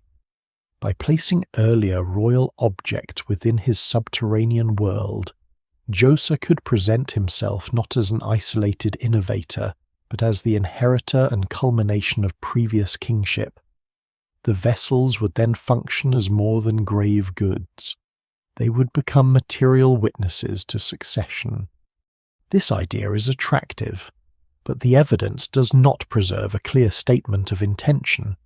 There is no surviving inscription announcing that Djoser collected the vessels to honour his royal ancestors. The assemblage is mixed, damaged, and archaeologically disturbed. Some objects may have entered for practical reasons rather than ideological ones. Others may have been considered obsolete, damaged, or ritually exhausted. A royal store can accumulate relics without becoming a formal museum. No single explanation fully accounts for the entire collection. The distinction between preservation and disposal may also be less clear in an ancient sacred context than it appears today. An object connected with a king or ritual cannot always be thrown away like ordinary waste. Even when broken, it may retain sacred or institutional significance. Burial within a protected royal monument can therefore serve several purposes at once.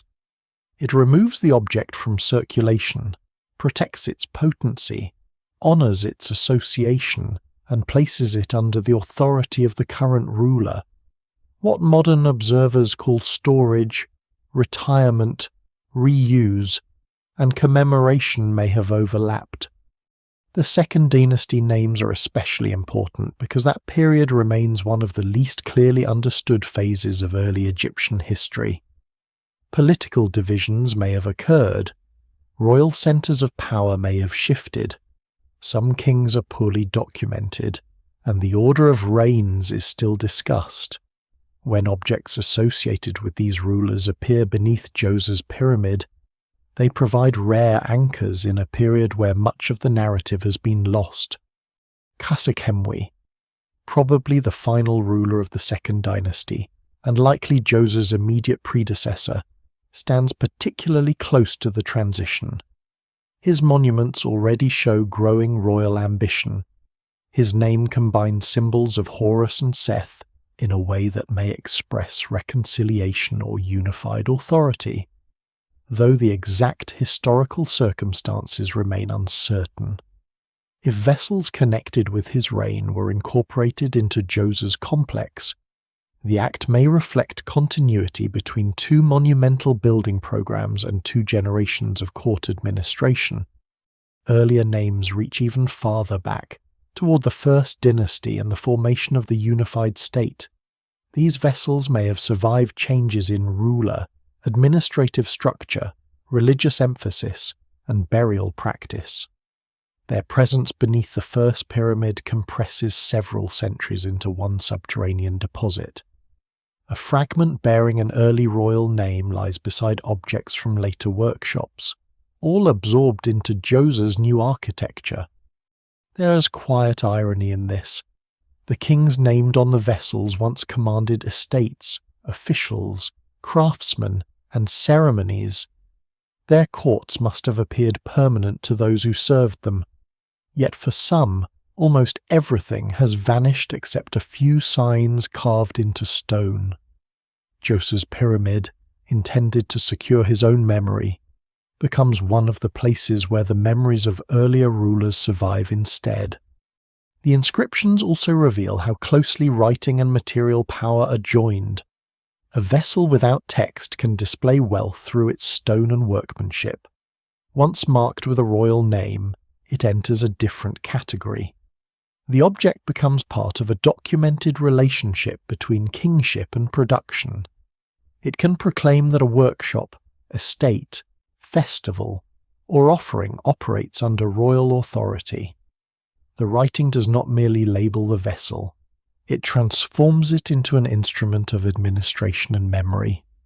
Yet the names do not solve the central mystery, they sharpen it.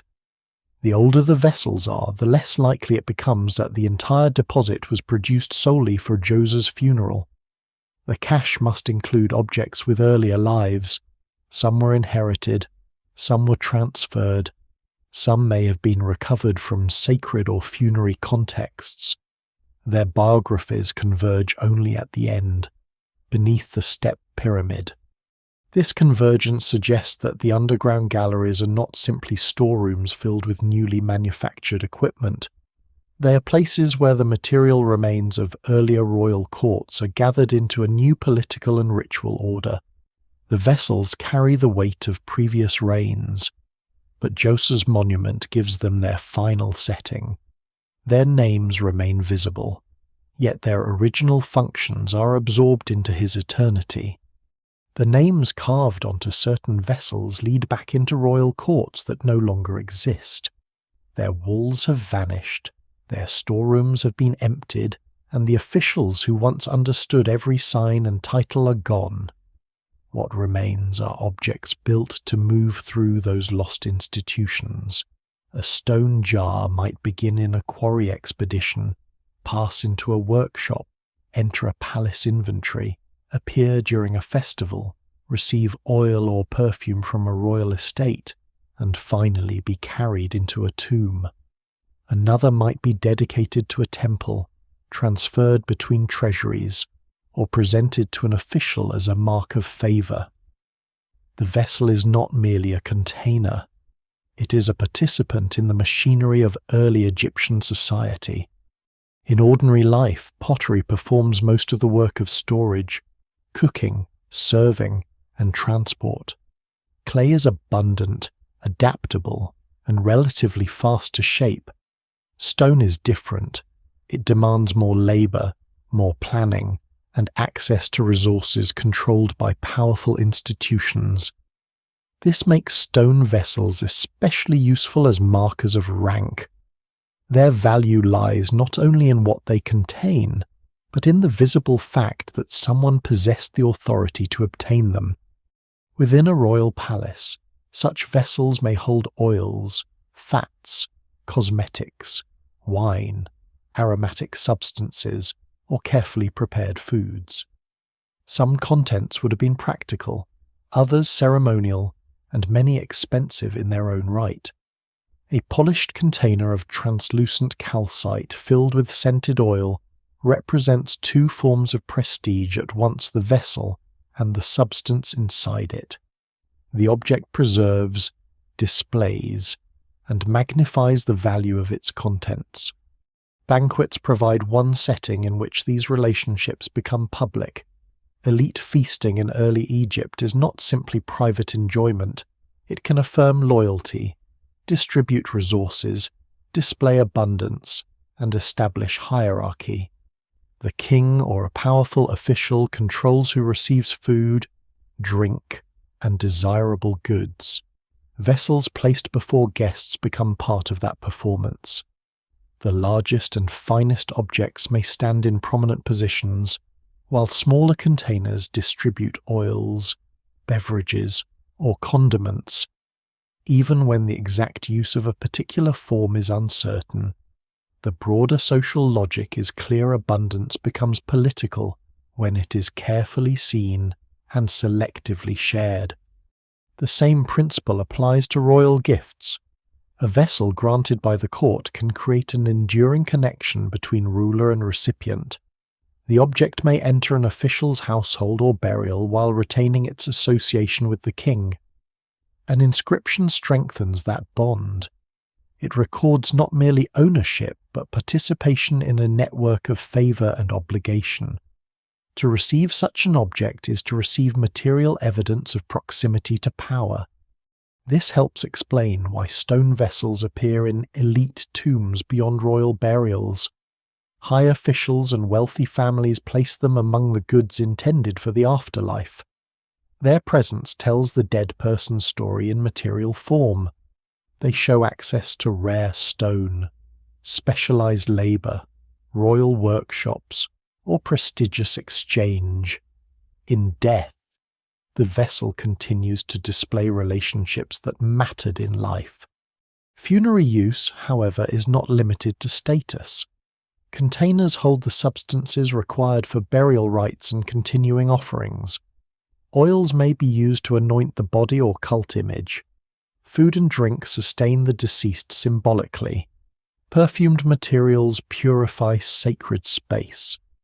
Some vessels may be sealed with contents, while others serve as ceremonial representations of abundance even if empty. The distinction between practical and symbolic use is often impossible to recover because organic contents disappear, stoppers decay, and labels are lost. Temples provide another important destination. Although the surviving architecture of early dynastic cult places is fragmentary, later Egyptian evidence helps reveal the central importance of offerings, purification, and controlled storage in sacred institutions. Stone vessels can contain liquids used in ritual, receive offerings placed before a deity, or remain as durable temple property. A vessel dedicated in a sacred setting may continue in service across generations, repaired or reclassified as administrations change. This long institutional life makes reuse entirely normal. Modern habits often divide objects into sharply separated categories: palace object, temple object, funerary object, museum object. In early Egypt, the same vessel may cross several of these boundaries. A royal container can be transferred to a temple. A temple object can later be deposited in a tomb. A damaged ceremonial vessel may be ritually buried rather than discarded. An heirloom can outlive the institution that first owned it. The workshops producing these objects are themselves part of the courtly world. Skilled stoneworkers require training, tools, abrasives, raw materials, and food support during long periods of labour. Some workshops may operate near royal centres or construction sites. Others may be attached to temple or palace institutions. Production does not necessarily mean a single centralised factory, but the scale of surviving materials suggests coordinated systems rather than isolated household craft. Tasks could be divided according to experience. Less specialised workers might transport stone, prepare blanks, or perform coarse grinding. Skilled craftspeople would manage difficult hollowing, thin walls, narrow necks, and final polishing.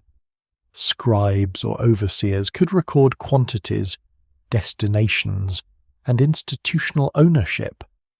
The finished vessel therefore embodies a hierarchy of labour much like the state that commissions it. Standardization appears alongside individual skill. Certain vessel shapes recur repeatedly, suggesting shared templates, established proportions, or workshop traditions. Repetition makes large-scale production more efficient, but it does not eliminate variation. Stone behaves unpredictably, and every block has its own grain and flaws. Two vessels can follow the same model while retaining small differences created by material and handwork. This balance between regularity and variation is characteristic of organized craft production before industrial machinery. The vessels also reveal the court's relationship with distant regions. Raw stone travels from quarry zones to workshops, while finished objects move outward through administrative and ritual networks. Officials overseeing expeditions, transport, storage, and distribution all participate in the process. A calcite jar from Hatnub is not simply a product of one artisan. It is the endpoint of cooperation between quarry workers, expedition leaders, boat crews, porters, scribes, storehouse managers, and polishers. Such systems help transform geography into authority. The king demonstrates control over distant deserts not by standing in every quarry, but by bringing their stone into the palace and redistributing it. Material gathered from across the kingdom reappears as vessels in ceremonies, tombs, and temples. The state turns landscape into prestige. This is one reason the vessels matter even when their original contents are unknown. Their materials record movement, their forms record specialized knowledge, their inscriptions record institutional claims, Their deposition records decisions about memory and sacred property. A single bowl can therefore preserve several layers of social organization that no written archive explains in full. The bound goose vessel makes this especially clear. It is a container, a sculpture, and a ritual image at the same time. The bird's restrained form may evoke an offering brought under human and royal control. In Egyptian ritual art, ordered nature often appears as something gathered, presented, and transformed into sacred abundance. The vessel's shape therefore communicates more than craftsmanship. It expresses the court's power to organize the natural world symbolically. Other vessels may carry meaning more quietly through color, stone, and proportion. A dark bowl, a glowing calcite jar, or a mottled breccia dish can create visual associations without figurative decoration. Their surfaces interact with lamplight, sunlight, liquids, and ritual handling. Beauty is not separate from function. It helps function become ceremonial. What survives beneath Djoser's pyramid is therefore the residue of many social worlds. These objects once stood in rooms filled with people, food, incense, textiles, voices, and movement. They were touched, carried, filled, emptied, polished, counted, and reassigned. Some may have witnessed royal festivals, others may have remained for years in storage. Some entered tombs soon after manufacture, others survived several reigns before reaching Saqqara. By the time they descend into Djoser's galleries, many have already accumulated histories. Their earlier settings vanish, but their durable bodies remain. This is what makes the underground cache so difficult to interpret. The vessels do not arrive from one place or serve one function. They represent the scattered material life of forgotten courts, gathered together only at the end of their journeys. The next mystery is why so many different journeys were made to terminate beneath one king's pyramid. The scale of the collection forces the question that the surviving objects cannot answer directly.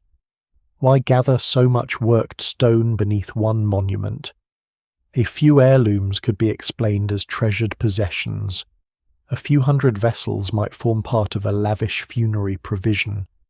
Near 40,000 complete and fragmentary pieces suggest something larger, a transfer, a clearance, an archive, a ritual concentration, or several different processes converging in the same underground system.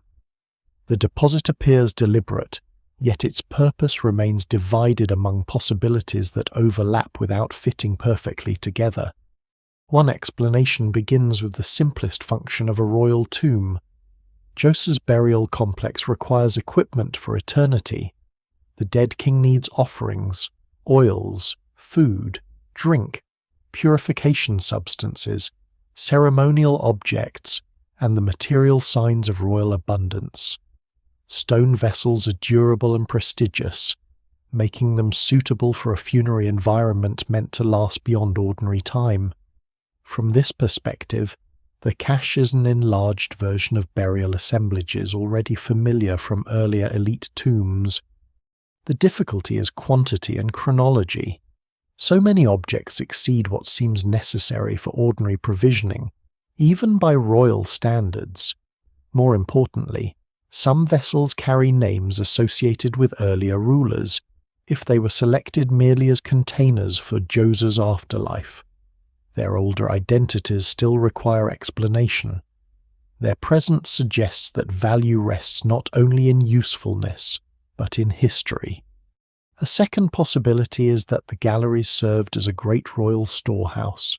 The early Egyptian state manages goods through institutions that collect, record, and redistribute resources. Stone vessels may accumulate in treasuries, temple magazines, palace stores, and administrative centers. When Djoser's pyramid is being prepared, existing stock could be transferred into its underground chambers, either to equip the burial or to place valuable property under royal protection. This interpretation benefits from the practical nature of the galleries.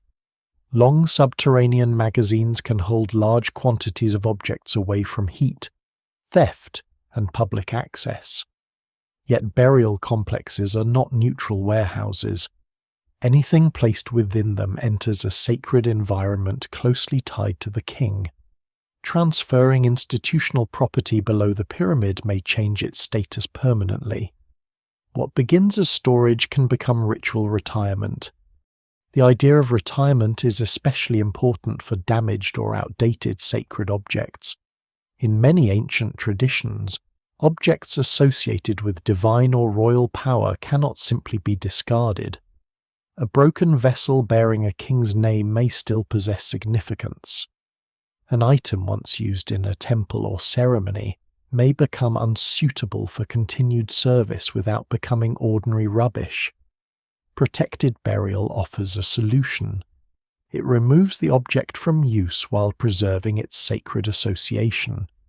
If this occurred at Saqqara, some fragments may have been broken before they entered the galleries. The later roof collapses clearly destroyed many vessels, but not every damaged piece must result from collapse. Certain objects could already have been worn, cracked, or ritually decommissioned. Unfortunately, the disturbed condition of the assemblage makes it difficult to distinguish ancient breakage before deposition from destruction within the pyramid. Another explanation turns toward older tombs. By Djoser's reign, royal and elite burials from the 1st and 2nd dynasties have already stood for generations. Some may have been disturbed, others may require clearing, repair, or administrative intervention. Goods removed from these tombs could be gathered and reburied beneath Djoser's monument. This would explain both the earlier royal names and the mixed condition of the collection. Such a transfer need not be an act of robbery. Modern language often treats any removal from an earlier tomb as theft, but ancient officials may have understood the act differently. They could have regarded themselves as rescuing sacred property, protecting it from further disturbance, consolidating royal possessions, or renewing the memory of predecessors within a stronger monument. A vessel removed from a vulnerable burial and placed beneath the step pyramid may be displaced, but it may also be preserved. There is, however, no surviving record stating that Djoser ordered the systematic clearance of earlier royal tombs. The suggestion remains an inference built from inscriptions and accumulation. Some vessels may indeed have come from burials, while others arrived from temples, workshops, or treasuries.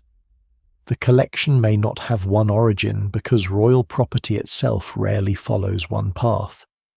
Political consolidation offers another layer. The end of the 2nd dynasty appears to have involved changes in royal presentation and perhaps struggles over authority. Djoser inherits a state whose unity has been repeatedly asserted, rather than permanently guaranteed. Gathering objects connected with earlier kings could transform potentially fragmented memories into one controlled sequence. Beneath his pyramid, the material traces of preceding reigns are no longer scattered across separate institutions and tombs. They are enclosed within the domain of the new ruler. This would make the deposit a political act without requiring modern notions of propaganda. Djoser does not need to erase his predecessors. He can absorb them. Their names remain visible, but their objects now rest under his monument. His pyramid becomes the architectural culmination of the state, while the vessels beneath it demonstrate that earlier royal authority flows into his own. The idea is compelling because it matches the broader design of the complex. Above ground, Djoser's monument reproduces festival spaces, palatial facades, shrines, and symbols of the unified kingdom. It gathers the functions of kingship into one eternal landscape. Below ground, the vessel cache may perform a parallel operation, gathering the material residue of earlier reigns. Architecture organizes the present, objects organize the past. Yet caution remains necessary. Large deposits can arise from bureaucracy as easily as ideology. An official clearance undertaken for practical reasons may later acquire ritual meaning simply because of where the objects are placed. A construction project may receive unwanted or surplus goods from several institutions. Broken vessels may be dumped into galleries that are then sealed. What appears to modern observers as a carefully curated ancestral archive could partly reflect administrative convenience. The word dump, however, can also mislead. Even discarded royal material is not equivalent to household refuse. The decision to place thousands of worked stone objects in deep galleries beneath a royal pyramid is costly. Workers must move them. Space must be assigned, and access must be controlled. Even if some objects were no longer wanted in active circulation, their final placement remains significant. There is also the possibility of protection during instability. Sacred and valuable objects can be moved when institutions face threat, reorganization, or uncertain succession. The step pyramid complex, massive and closely guarded during construction, would provide a secure destination. The vessels may have been gathered not solely for Djoser's burial, but because the new monument offered safety. Once placed underground and sealed, temporary protection could become permanent deposition. Again, the evidence does not identify a specific crisis.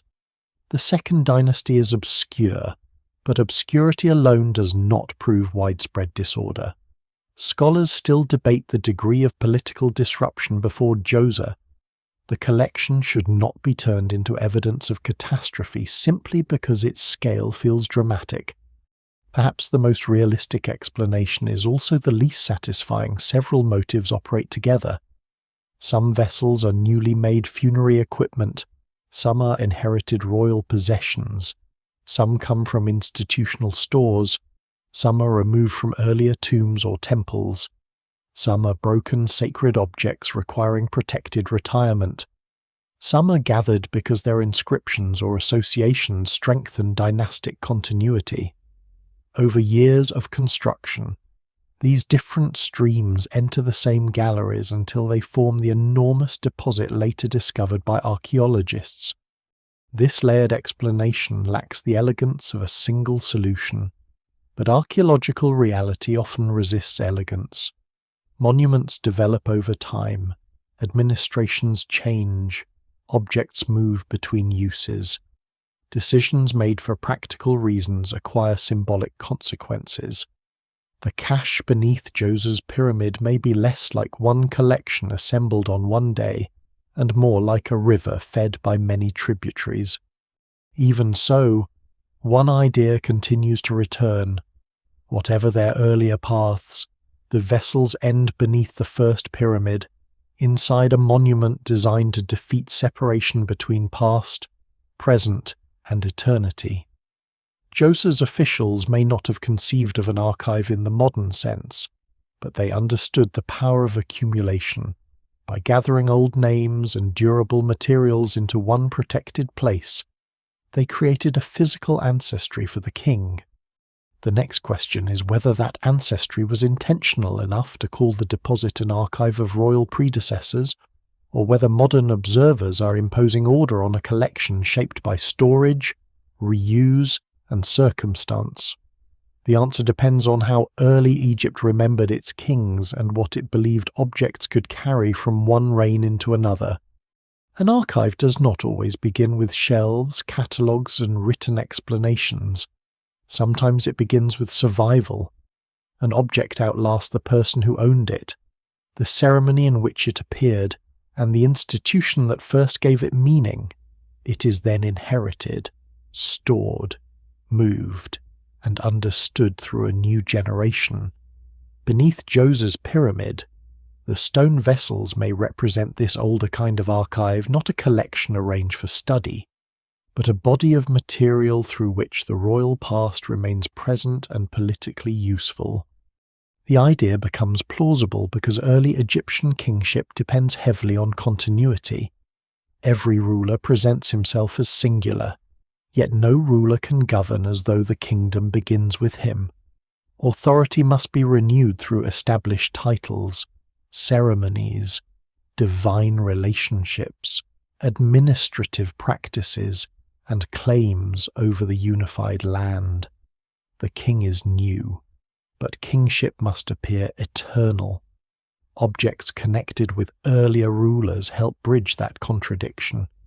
A vessel bearing the name of a previous king carries more than an inscription. It is physical evidence that the earlier reign existed and that its institutions once controlled stone, labour, workshops, estates, and ritual. Possessing such an object allows a successor to possess a fragment of that authority. This does not require sentimental admiration for the dead ruler. The relationship may be formal, strategic, sacred, or all three at once. Djoser's reign stands at a particularly powerful moment for such an act. His pyramid is an architectural beginning, yet it rises from a political tradition already centuries old. The new monument could have made the past seem small by comparison. Instead, the vessel deposit may draw the past inward, placing earlier royal names beneath the structure that surpasses their surviving works. Djoser does not have to erase his predecessors to exceed them. He can preserve them within a monument that presents his reign as their culmination. The underground galleries offer an ideal setting for this form of memory. Objects deposited there are removed from ordinary circulation. They can no longer pass between palace and temple, be presented at feasts, or serve as gifts. Their active lives end, but their associations remain. Once sealed beneath the pyramid, they enter the protected world of the royal dead. Their value shifts from use to presence. This may explain why broken or obsolete objects could remain important. A vessel no longer capable of holding oil can still carry a royal name. A fragment from an earlier reign can still preserve the authority attached to its inscription. In a sacred context, incompleteness does not necessarily cancel significance. The act of burial may even protect what remains of an object whose physical function has ended. The term ancestral must also be used carefully. The kings named on the vessels were not necessarily all direct ancestors of Djoser in a biological sense. Royal succession in the early dynastic period is not documented well enough to reconstruct every family relationship. Some rulers may belong to rival lines, collateral branches, or sequences later combined into a single dynastic tradition. Yet political ancestry does not depend entirely on blood. A king can inherit the office, symbols, territories, and sacred obligations of predecessors to whom he is not closely related. This broader inheritance may be the more important one. By collecting objects tied to earlier kings, Djoser's administration could present royal power as a continuous institution that survives individual reigns. The vessels become links in a chain. Their different names no longer divide the past into competing courts. Beneath the pyramid, they become parts of one accumulated history. Later Egyptian culture will develop elaborate forms of king lists, ancestor cults, temple commemorations, and ritual recitations of royal names. The evidence from Djoser's time is earlier and less explicit, so it would be wrong to project every later practice backward unchanged. Still, the concern with predecessor kings is already visible in monuments, inscriptions, offerings, and the careful preservation of names. The royal past is not forgotten simply because it is old. It can be activated through ritual and material remains. A stone vessel is especially suited to such activation because it joins durability with intimacy. Monumental architecture is fixed in place, but a vessel can be handled. It can be lifted, presented, filled, emptied, carried in procession, or placed before a shrine. It can move between institutions while preserving its inscription. When finally buried, it brings those accumulated associations with it. The cache may therefore resemble a treasury of legitimacy. Each object contributes a small piece of historical depth. One vessel recalls a First Dynasty king, another connects with a Second Dynasty institution, another preserves an old festival name.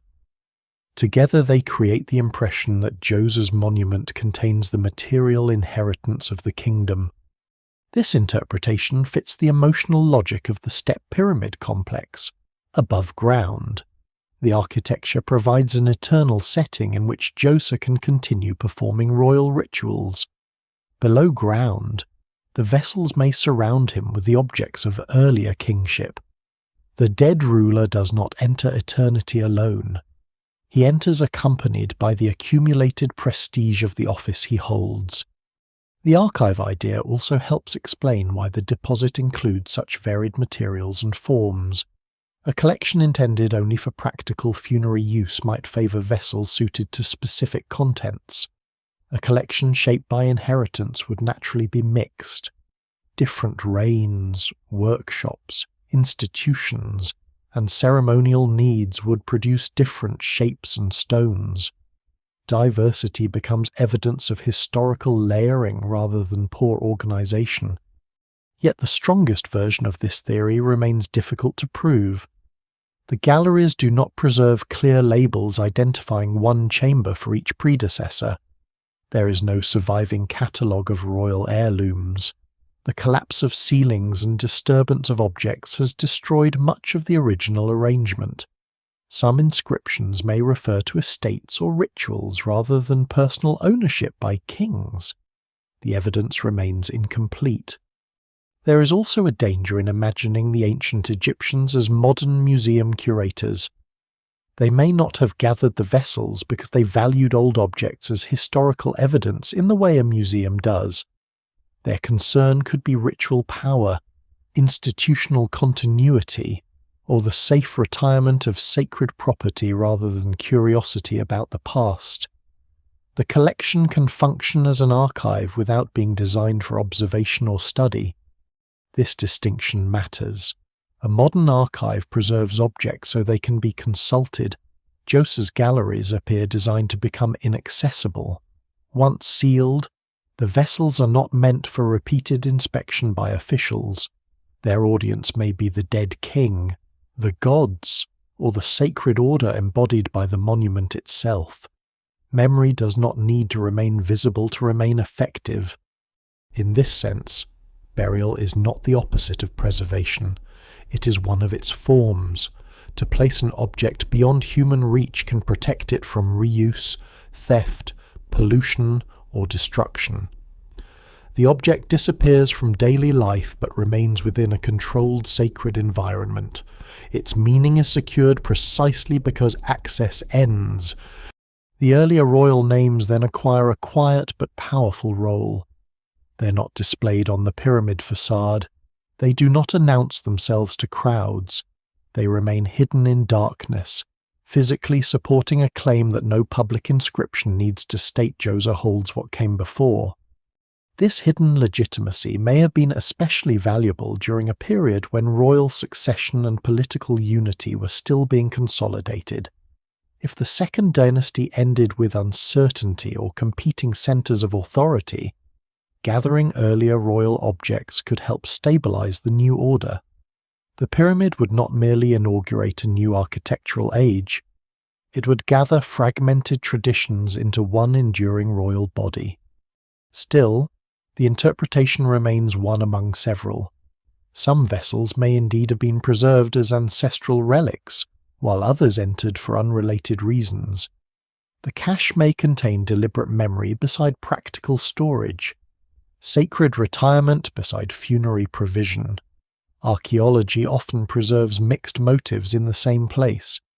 What makes the ancestral archive idea enduring is that it explains the relationship between the vessels and the monument better than technology alone ever could. The real mystery is not how stone was shaped. It is why the shaped stone of earlier generations was drawn into Djoser's underground world. The answer may lie in a society beginning to understand that power becomes stronger when it can make the past appear continuous. Beneath the first pyramid, thousands of vessels form a silent ancestry. Their inscriptions preserve rulers whose monuments have mostly vanished. Their materials preserve the labour of forgotten workshops. Their burial places them under the authority of a king building higher than any predecessor before him. Djoser's monument rises because his reign looks forward, but the darkness below it is crowded with the remains of those who came before. The idea of an ancestral archive gives the vessel deposit a powerful coherence, but archaeology rarely grants one explanation the entire field. Beneath Djoser's pyramid, the objects may share a final location without sharing a single origin. Some may have been heirlooms, others may have been offerings, surplus goods, confiscated property, damaged temple equipment, or material rescued from older tombs. The underground galleries could have gathered these categories together because early Egyptian institutions did not separate sacred, political, and economic life as sharply as modern analysis often does. A royal object could be religious property, administrative inventory, funerary equipment, and a symbol of legitimacy at the same time. The most direct explanation remains funerary provision. A king's burial requires abundance on a scale that surpasses ordinary elite tombs. Oils, fats, wine, food, pigments, incense, cosmetics, and purification substances all need containers. Some vessels may have been deposited empty as representations of limitless supply, while others may once have held materials that vanished long ago. Stone survives where organic contents do not. The galleries may therefore preserve the durable shells of a far richer inventory. This interpretation becomes especially plausible for vessels whose forms suit ritual or storage and whose inscriptions belong to Djoser's own period. Royal workshops could have produced large numbers specifically for the burial complex. The monument's unprecedented scale might naturally demand unprecedented quantities of equipment. A king provided with an eternal palace, festival courts, shrines, and subterranean apartments would also require an eternal treasury. Yet the earlier royal names still resist a purely funerary explanation. They suggest that existing property was drawn into Djoser's burial program. One source may have been temple stores. Sacred institutions accumulate vessels over time because offerings must be presented repeatedly. Substances must be measured and stored, and durable objects can remain in use across generations. When a temple is rebuilt, reorganized, or placed under new administration, older equipment may be transferred elsewhere.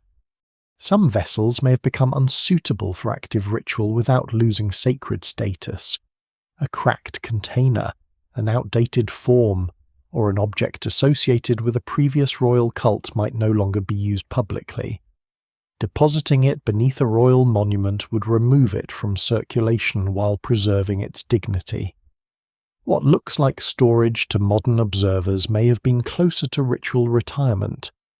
Temple property could also move because the early state is still consolidating control over institutions. The boundary between royal and divine property is not always clear. The king governs through sacred authority, and temples depend on estates, workshops, officials, and offerings organized within the wider state. A vessel dedicated under one reign might be reassigned under another, without being treated as private property in the modern sense. Its transfer into Djoser's complex could be understood as a lawful act of royal stewardship. Political confiscation presents a more forceful possibility. If rival courts, officials, or regional institutions lose power during dynastic transition, their valuable objects may be seized and absorbed into the victorious administration. Stone vessels are portable enough to move, yet prestigious enough to display control. Gathering them beneath the new king's monument would transform the material wealth of earlier or competing centres into part of Djoser's royal estate. The evidence for such confiscation is indirect. The Second Dynasty remains obscure, and signs of political division do not prove systematic seizure of property. It would be easy to turn uncertainty into a dramatic story of conquest and looting, but the record does not support that confidence. Still, early states often consolidate authority by redistributing goods, offices, and sacred objects. Some portion of the cash may reflect political transfer rather than peaceful inheritance. The word spoils therefore deserves caution. It suggests battlefield plunder, yet property can become spoils through administrative change as much as warfare. A new ruler may close an institution, redirect its income, replace its officials, and move its possessions without a single dramatic sack. The vessels could become trophies of authority without ever being displayed as trophies. Older tombs provide another likely source. By Djoser's reign, some First and Second Dynasty burials have already endured decades or centuries of exposure to robbery, collapse, erosion, and changing ritual priorities. Officials may have entered disturbed tombs to recover royal property, protect inscribed objects, or clear unstable structures. Vessels removed from such contexts could be transferred to the step pyramid because it offered greater security. This possibility is particularly important because the early royal cemeteries at Abydos and Saqqara contain large quantities of stone vessels. Some are inscribed with names also represented beneath Djoser's pyramid. The connection is suggestive, though not every object can be traced to a specific tomb. Once removed from its original setting, a vessel may lose the contextual clues needed to identify its path. Rescue and appropriation can look almost identical archaeologically. If Djoser's officials remove objects from a damaged predecessor's tomb, are they preserving the royal past or claiming its wealth? They may be doing both. Ancient decisions do not always divide neatly into respectful and exploitative categories. Recovering sacred material can honor the dead while strengthening the living ruler. Reused heirlooms form a quieter stream into the collection. A finely made vessel may remain in a palace or elite household for generations. It can be repaired, reinscribed, or assigned a new purpose. When Djoser's burial equipment is assembled, such heirlooms may be selected because of their beauty, rarity, or connection to earlier rulers. Their age increases rather than diminishes their value. Some objects may even have been reused several times before burial. A bowl produced for a royal festival could later enter temple service, then a treasury, then Djoser's funerary complex. The final deposit conceals this movement because stone preserves the object more readily than the record surrounding it. A brief inscription may capture only one stage of a much longer biography. Emergency storage offers another explanation, though it is difficult to prove. Valuable and sacred goods are sometimes hidden during periods of danger, institutional upheaval, or construction. The deep galleries beneath a heavily guarded royal monument would provide exceptional security. Vessels could have been placed there temporarily with the intention of retrieval, only to remain when circumstances changed or access was sealed. No surviving text identifies such an emergency. There is no clear evidence of a single crisis that forces the entire collection underground. The idea remains plausible for part of the deposit, especially if objects entered during different construction phases. Temporary storage can become permanent through neglect, political change, or the completion of the burial. Administrative convenience may also have played a role. The Step Pyramid project brings together labour, materials, officials, and storerooms on an enormous scale. Objects arriving from older institutions or newly operating workshops need somewhere to go. Galleries already cut into the bedrock may serve as secure magazines during construction. When the complex is finalised, their contents are left in place and incorporated into the monument. This explanation lacks drama, but large archaeological deposits often result from practical decisions. A temporary storeroom becomes sealed, a clearance deposit becomes sacred because of its location. A mixed inventory acquires symbolic meaning only after different objects are gathered together. The line between planned ritual collection and accumulated administrative residue may never have been sharp. The condition of the vessels may preserve hints of these different pathways. Complete and highly finished objects suggest active value. Worn or repaired pieces suggest long use. Broken fragments may indicate collapse, earlier damage, or deliberate retirement. Inscriptions from different reigns reveal chronological depth. Variations in material and form point toward multiple workshops and institutions. The collection behaves less like one shipment and more like the convergence of many histories. This is why no single explanation fully accounts for the deposit. Funerary provision explains the setting, but not all the earlier names. An ancestral archive explains dynastic associations, but not every plane or damaged vessel. Temple clearance explains sacred retirement, but not the full scale. Political appropriation explains concentration, but remains difficult to demonstrate. Rescue from disturbed tombs fits some evidence, while emergency storage and administrative convenience may account for others. The mystery survives because the most realistic answer is cumulative. The galleries become a final destination for objects arriving through several channels. Offerings prepared for Djoser stand beside property inherited from earlier reigns.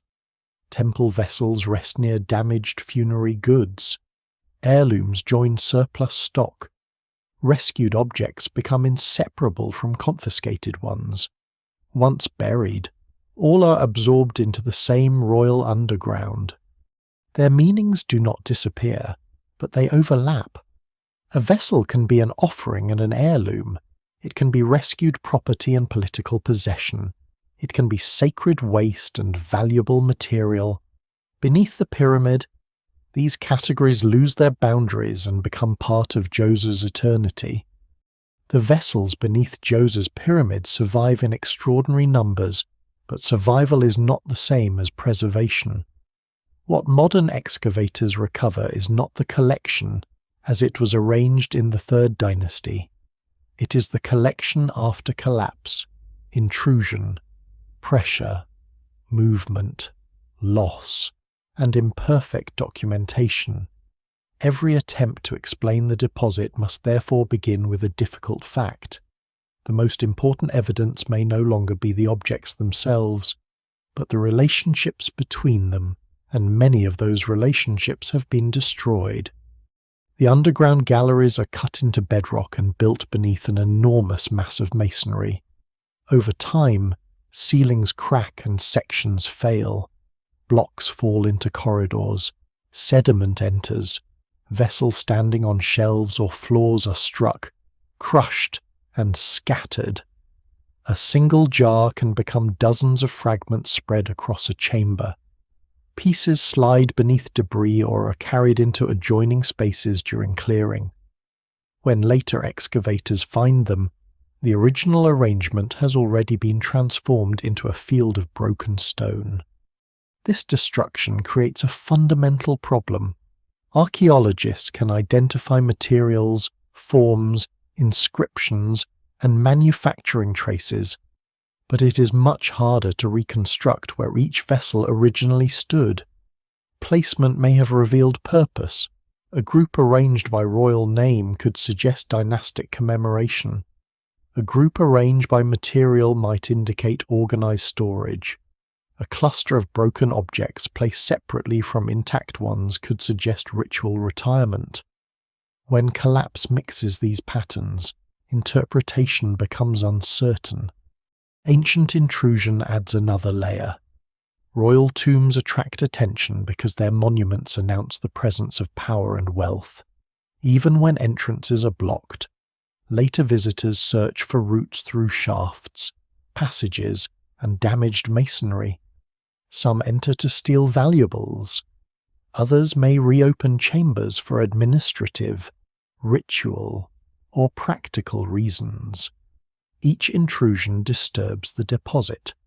Objects of metal, wood, textile, resin, and precious material are especially vulnerable to removal. Stone vessels are more difficult to carry in large numbers and less easily converted into portable wealth. Their survival may therefore give a distorted impression of the original contents. The galleries may once have contained far more than stone-wooden boxes, sealed jars, food, oils, woven materials, tools, furniture, and ritual equipment. Most of this disappears through decay, theft, or both. What remains is not the complete funerary world, but the portion heavy and durable enough to endure. Even among the stone vessels, selection occurs. An intruder may take a small, attractive jar and leave a large basin behind. A complete vessel may be removed while broken fragments remain. Objects of unusual stone or obvious beauty may attract more attention than plain examples. The surviving assemblage is therefore filtered through ancient choices that can no longer be observed directly. Some vessels may also have been disturbed during later construction or reuse around the monument. Saqqara remains an active cemetery for millennia. New tombs, shafts, burials, paths, and restoration efforts reshape the landscape. The step pyramid complex itself undergoes repeated periods of neglect, damage, repair, and renewed interest. Although the deepest galleries are protected by their inaccessibility, no ancient monument exists in complete isolation from later human activity. Modern excavation introduces further changes. Early 20th century archaeologists work with methods that are rigorous for their time but not identical to those used today. Their priorities often focus on architecture, inscriptions, complete objects, and the recovery of museum-worthy pieces. They produce plans, photographs, drawings, and catalogues of immense value. Yet the recording of every fragment's exact position, depth, orientation, and association is not always as precise as modern standards would require. This does not mean the excavators were careless. They faced conditions that would challenge any team. Galleries were unstable, shafts were deep, lighting was poor, air circulation was limited, debris had to be removed without triggering further collapse.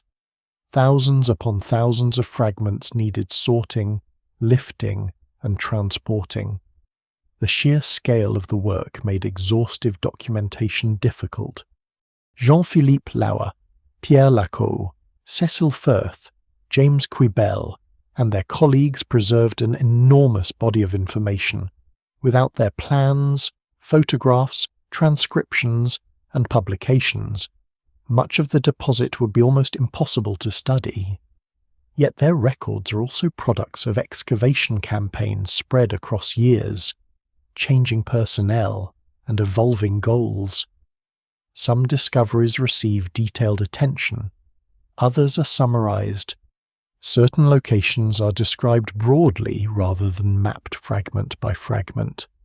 The inscribed vessels benefit from focused study because writing makes them historically valuable. Their signs are copied, drawn, photographed, and compared. Plain fragments often receive less individual attention, even though their distribution might have revealed storage patterns or workshop groupings. This creates another imbalance in the surviving record. The objects most useful for naming kings are better documented than the mass of uninscribed material that may be equally important for understanding how the collection functioned. Reconstruction introduces its own uncertainties. Fragments must be matched by stone type, curvature, thickness, colour, grain, and break pattern. In some cases, joins are obvious. In others, similar materials make false associations possible.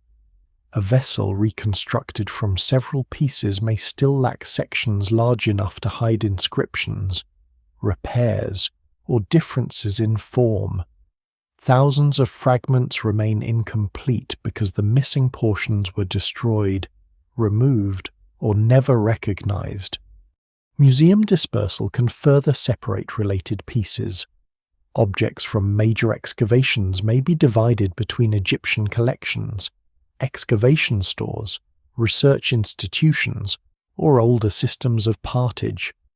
Documentation links them, but physical separation makes comparison harder. A fragment preserved in one collection may belong to another stored elsewhere. Modern digitization and archival research can help reconnect records, yet the process remains incomplete. Photography also preserves and conceals. Early photographs can show arrangements no longer visible, but lighting, scale, and angle may limit interpretation. A polished surface can appear rough. A shallow inscription can disappear in shadow. A vessel's colour may be distorted or lost entirely in black and white images. Personal archives, notebooks, and unpublished photographs therefore become unexpectedly important, offering details absent from formal excavation reports. The work of re-examining Pierre Lecaus's photographic records demonstrates how much information can still be recovered from archives. Old images may preserve inscriptions, joins, or conditions that have since changed.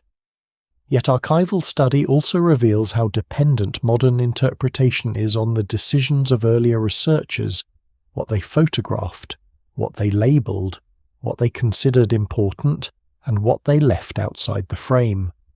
The number 40,000 itself is shaped by these difficulties. It conveys scale, but does not describe the collection with mathematical simplicity. Counts may include complete vessels, reconstructible examples, large fragments, and small pieces. A single vessel broken into many parts can inflate the apparent number of objects if fragments are not distinguished carefully. Conversely, mixed fragments may represent more vessels than can be securely identified. The total is best understood as an approximate measure of an immense assemblage, rather than a precise count of individual complete containers. This uncertainty does not reduce the importance of the find. It defines the kind of questions that can be answered. Archaeology can show that early Egypt produced and accumulated stone vessels on a remarkable scale. It can identify materials, technical methods, royal names, and broad chronological patterns. It can demonstrate that some objects predate Djoser and that many were deliberately placed in the underground complex. What it cannot do with equal confidence is reconstruct every vessel's original location, path, owner, or purpose. The broken context also warns against overly neat theories. A single explanation can appear convincing when evidence is selected from only one part of the assemblage. Earlier royal names support dynastic memory. Complete vessels support funerary provision. Broken fragments support ritual retirement. Mixed materials support institutional accumulation. But because the original arrangement is damaged, each pattern may reflect only part of the truth. The underground deposit is therefore both abundant and incomplete. It offers too much material for the mystery to be dismissed, yet too little intact context for the mystery to be closed. Thousands of fragments preserve the labour of ancient workshops while losing the order imposed by ancient officials. Inscriptions preserve names while losing the reasons those names were gathered. Architecture preserves chambers while losing the movements that once filled them.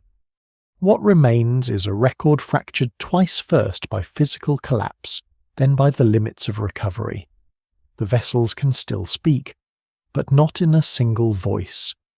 Their testimony comes as scattered surfaces, partial joins, copied signs, faded photographs, and uncertain locations. Any honest reconstruction must leave space for silence, because the silence is part of the evidence. Where the archaeological record falls silent, modern certainty often rushes in. The vessels beneath Djoser's pyramid are particularly vulnerable to this transformation, because they possess everything a popular mystery requires: immense numbers, difficult materials, missing context, early dates, and craftsmanship that appears almost effortless when seen in a finished object. A polished bowl reveals none of the failed attempts, broken blanks, worn tools, or repetitive labour behind it. It simply exists, smooth and balanced, inviting the claim that ordinary human hands could never have made it. The claim becomes more dramatic when the number 40,000 is repeated without explanation. It begins to sound as though archaeologists discovered 40,000 flawless hardstone vessels, each machined to microscopic tolerances and arranged beneath the pyramid with no sign of how they were produced. That image is memorable, but it is not the archaeological reality. The famous estimate includes enormous quantities of fragments. The vessels are made from many kinds of stone, not one uniformly resistant material. They vary in quality, condition, age, and form. Some are remarkable examples of difficult workmanship. Others are simpler. Many are broken. Very few have been studied with the kind of precision measurement often implied in popular discussions. The confusion deepens because two different bodies of evidence are regularly combined. One is the great assemblage found in the underground galleries of the Step Pyramid. The other is a much smaller set of early Egyptian vessels preserved in museums or private collections and examined using modern 3D scanning. The scanned objects can produce fascinating measurements of roundness, symmetry, wall variation, and alignment between interior and exterior surfaces. But they do not represent a comprehensive survey of the tens of thousands of pieces beneath Djoser's monument. This distinction is easy to lose in online retellings. A precise measurement from one vessel appears beside an image of the Djoser cache. The two are then presented as though the entire collection had been scanned and found to possess the same qualities. Repetition gradually turns inference into fact. The result is a mystery larger than the evidence supports. Recent metrological research offers a useful correction. In 2025, a study compared 3D scans of 19 pre-dynastic Egyptian stone vessels from the Petrie Museum with groups of modern machine-made and modern handmade vessels. The researchers measured geometric qualities such as roundness, concentricity, and relationships between inner and outer surfaces. The archaeological examples showed controlled production, but their overall statistical characteristics aligned more closely with handmade manufacture than with modern machining. This conclusion does not mean the vessels are crude. It means their irregularities matter. Machine tools tend to leave characteristic patterns of consistency produced by rigid mechanical control. Hand-guided processes, even highly skilled ones, leave a different distribution of small deviations. The scanned ancient vessels show impressive workmanship while retaining variations compatible with human-controlled grinding, rotation, and drilling. The study proposes that some exterior surfaces may have been shaped by rotating a stone blank against an abrasive surface. Interiors may have been widened using rotating grinding heads or bars. Such processes can produce strong regularity without requiring powered industrial machinery. Rotation itself is not evidence of a modern lathe. Humans have used bows, cords, turntables, drill shafts, and manually operated frames for thousands of years. The important question is not whether an object rotated, but how that rotation was produced and controlled. Popular theories often begin from the softness of copper. Since copper cannot carve hard stone efficiently by direct cutting, the argument proceeds that the known Egyptian toolkit must be incomplete or impossible. The problem lies in treating the copper as the cutting edge. In abrasive stoneworking, the tool guides hard grains across the surface. Quartz-rich sand, crushed stone, and other particles remove material through repeated friction. Copper, wood, or reed can remain softer than the vessel because the abrasive performs the effective cutting. Experiments have repeatedly demonstrated this principle. Tubular drills operated with abrasive can cut into limestone, calcite, slate, and harder stone. Stone borers can widen vessel interiors. Hammerstones can rough out hard materials before grinding begins. These methods are slow and physically demanding, but slowness cannot be used as evidence of impossibility. Ancient monumental cultures routinely invest labor on scales that seem unreasonable only when measured against modern commercial efficiency. The strongest popular objection is often not that one vessel could be made, but that so many could exist. Yet the cache beneath Djoser's pyramid was not produced by one craftsman in 1 year. Some vessels already belonged to earlier reigns. Egyptian stone vessel manufacture had developed during the pre-dynastic and early dynastic periods, providing centuries in which workshops could create, circulate, preserve, and accumulate objects. A state-supported industry with multiple specialists can generate large numbers through repeated production, even when each object requires considerable labor. Scale also encourages specialization. Workers who perform the same motions daily become far more efficient than occasional experimenters. One team can quarry and rough-shape blanks, another can hollow them, another can refine rims and shoulders. Skilled finishers can correct asymmetry and polish surfaces. Templates and standard forms reduce uncertainty. Failed pieces become part of the cost of production. The completed vessels surviving in museums represent success, not the full range of attempts. Modern reconstructions are sometimes dismissed because an experimental vessel takes too long or lacks the refinement of an original. But an archaeologist working for weeks cannot easily reproduce the bodily knowledge of a craft tradition practiced across generations. The comparison would be like judging an ancient musician's instrument by the first attempt of someone who has only read how it was played. Experimental archaeology demonstrates possibility and reveals tool behavior.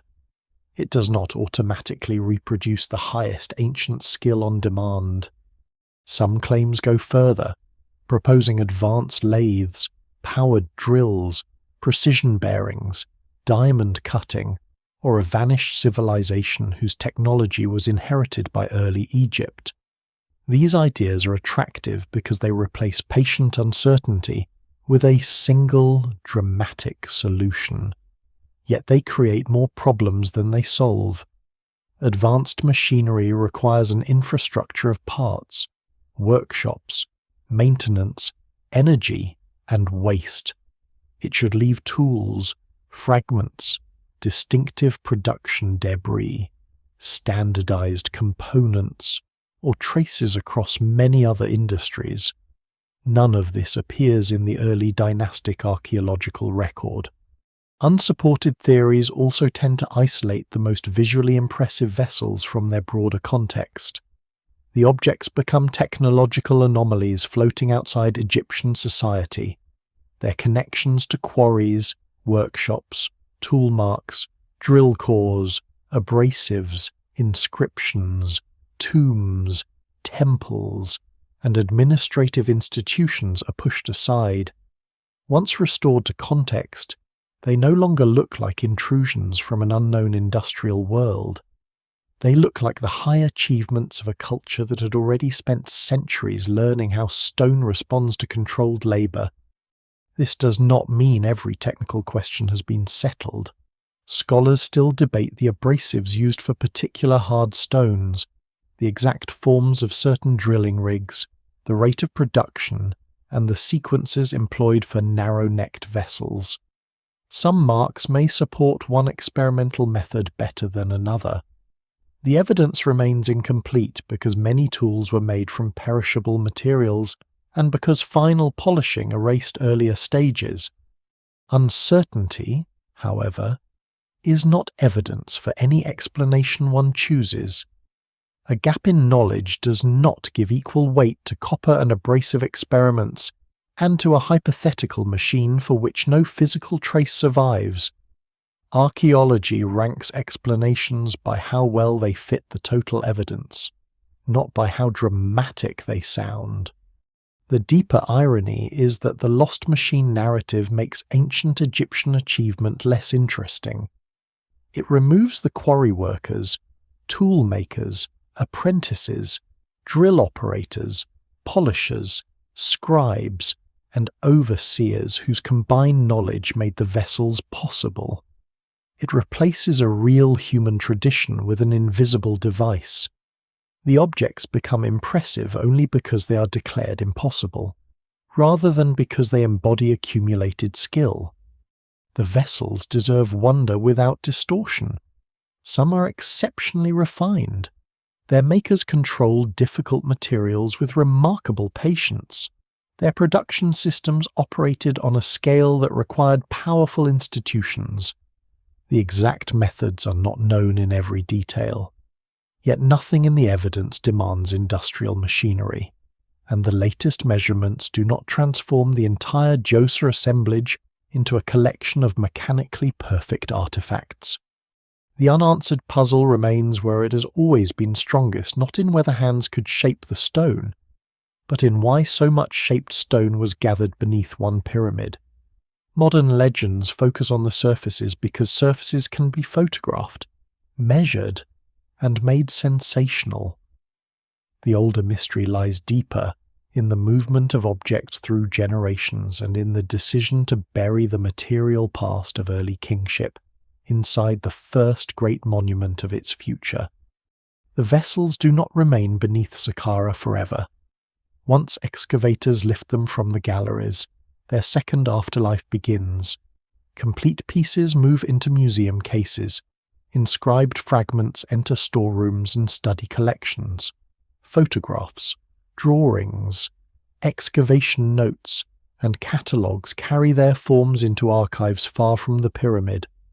Objects once hidden in darkness become visible under electric light, separated from the chambers that gave them their final ancient setting.